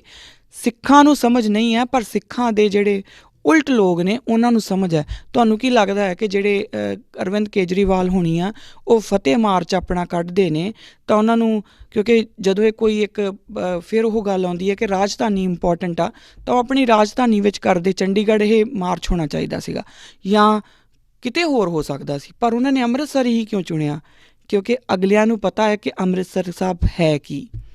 ਅੰਮ੍ਰਿਤਸਰ ਸਾਹਿਬ ਦੇ ਵਿੱਚ ਇਹ ਦੱਸਣਾ ਕਿ ਹੁਣ ਇੱਥੇ ਰਾਜੇ ਅਸੀਂ ਹਾਂ, ਇਹਦਾ ਆਪਣੇ ਆਪ ਦੇ ਵਿੱਚ ਮਤਲਬ ਕਿ ਸਿੱਖਾਂ ਨੂੰ ਨਹੀਂ ਪਤਾ।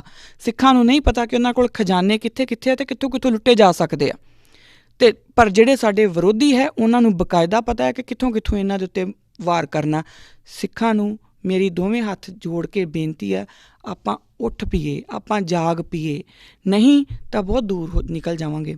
ਸਿੱਖੀ ਦਾ ਕੁਛ ਨਹੀਂ ਜਾਣਾ, ਕਿਉਂਕਿ ਸਿੱਖੀ ਗੁਰੂ ਮਹਾਰਾਜ ਨੇ ਆਪਣੇ ਹੱਥੀਂ ਲਾਇਆ ਹੋਇਆ ਬੂਟਾ, ਇਹਦਾ ਕੁਛ ਨਹੀਂ ਹੋਣਾ। ਅਸੀਂ ਰੁਲ ਜਾਣਾ, ਜਿਹੜੇ ਸਿੱਖੀ ਤੋਂ ਦੂਰ ਹੁੰਦੇ ਜਾਵਾਂਗੇ ਨਾ ਅਸੀਂ, ਕਿਉਂਕਿ ਅਸੀਂ ਉਹ ਲੋਕ ਹਾਂ ਜਿਹੜੇ ਗਰੀਬ ਸੀ, ਜਿਨ੍ਹਾਂ ਦਾ ਕੋਈ ਨਹੀਂ ਸੀਗਾ ਵਾਲੀ ਵਾਰਸ। ਸਾਨੂੰ ਸਾਡੇ ਪਾਤਸ਼ਾਹ ਨੇ ਪਾਤਸ਼ਾਹੀ ਦਾਅਵੇ ਨਾਲ ਨਵਾਜਿਆ, ਸਾਨੂੰ ਸਰਦਾਰੀਆਂ ਦਿੱਤੀਆਂ, ਜਿਨ੍ਹਾਂ ਨੂੰ ਇਹ ਸੋ ਕਾਲਡ ਵੱਡੇ ਲੋਕ ਜਿਹੜੇ ਆ ਉਹ ਸ਼ੂਦਰ ਕਹਿ ਕੇ ਦਤਕਾਰ ਦਿੰਦੇ ਸੀਗੇ। ਸਾਨੂੰ ਪਾਤਸ਼ਾਹੀਆਂ ਦਿੱਤੀਆਂ, ਅਤੇ ਜੇ ਸਿੱਖੀ ਤੋਂ ਮੂੰਹ ਮੋੜ ਲਿਆ ਤਾਂ ਯਾਦ ਰੱਖੀਏ ਕਿ ਅਸੀਂ ਫਿਰ ਉੱਥੇ ਜਾ ਕੇ ਵੜ ਜਾਵਾਂਗੇ। ਸੋ ਇੰਨੀਆਂ ਅੱਜ ਦੀਆਂ ਮੇਰੀਆਂ ਬੇਨਤੀਆਂ ਪ੍ਰਵਾਨ ਕਰਨਾ। ਅਗਲੇ ਐਪੀਸੋਡ ਦੇ ਵਿੱਚ ਫਿਰ ਮਿਲਦੇ ਹਾਂ। ਇਹਦੇ ਉੱਤੇ ਇਹੀ ਗੱਲ ਨੂੰ ਅੱਗੇ ਜਾਰੀ ਰੱਖਾਂਗੇ, ਔਰ ਸ਼ਾਇਦ ਅਗਲੇ ਐਪੀਸੋਡ ਦੇ ਵਿੱਚ ਇਹ ਗੱਲ ਮੈਂ ਖ਼ਤਮ ਕਰਦੀ ਹੂੰ, ਮਤਲਬ ਇਸ ਗੱਲ ਦੀ ਸੰਪੂਰਨਤਾ ਹੋ ਜਾਊਗੀ। ਵਾਹਿਗੁਰੂ ਜੀ ਕਾ ਖਾਲਸਾ, ਵਾਹਿਗੁਰੂ ਜੀ ਕੀ ਫਤਿਹ।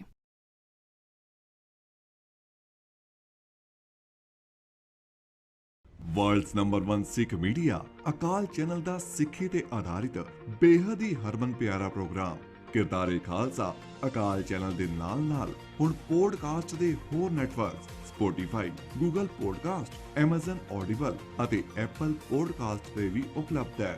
ਵਧੇਰੇ ਜਾਣਕਾਰੀ ਲਈ ਡਿਸਕ੍ਰਿਪਸ਼ਨ ਦੇ ਵਿੱਚ ਦਿੱਤੇ ਗਏ ਲਿੰਕ ਤੇ ਕਲਿੱਕ ਕਰੋ ਜੀ।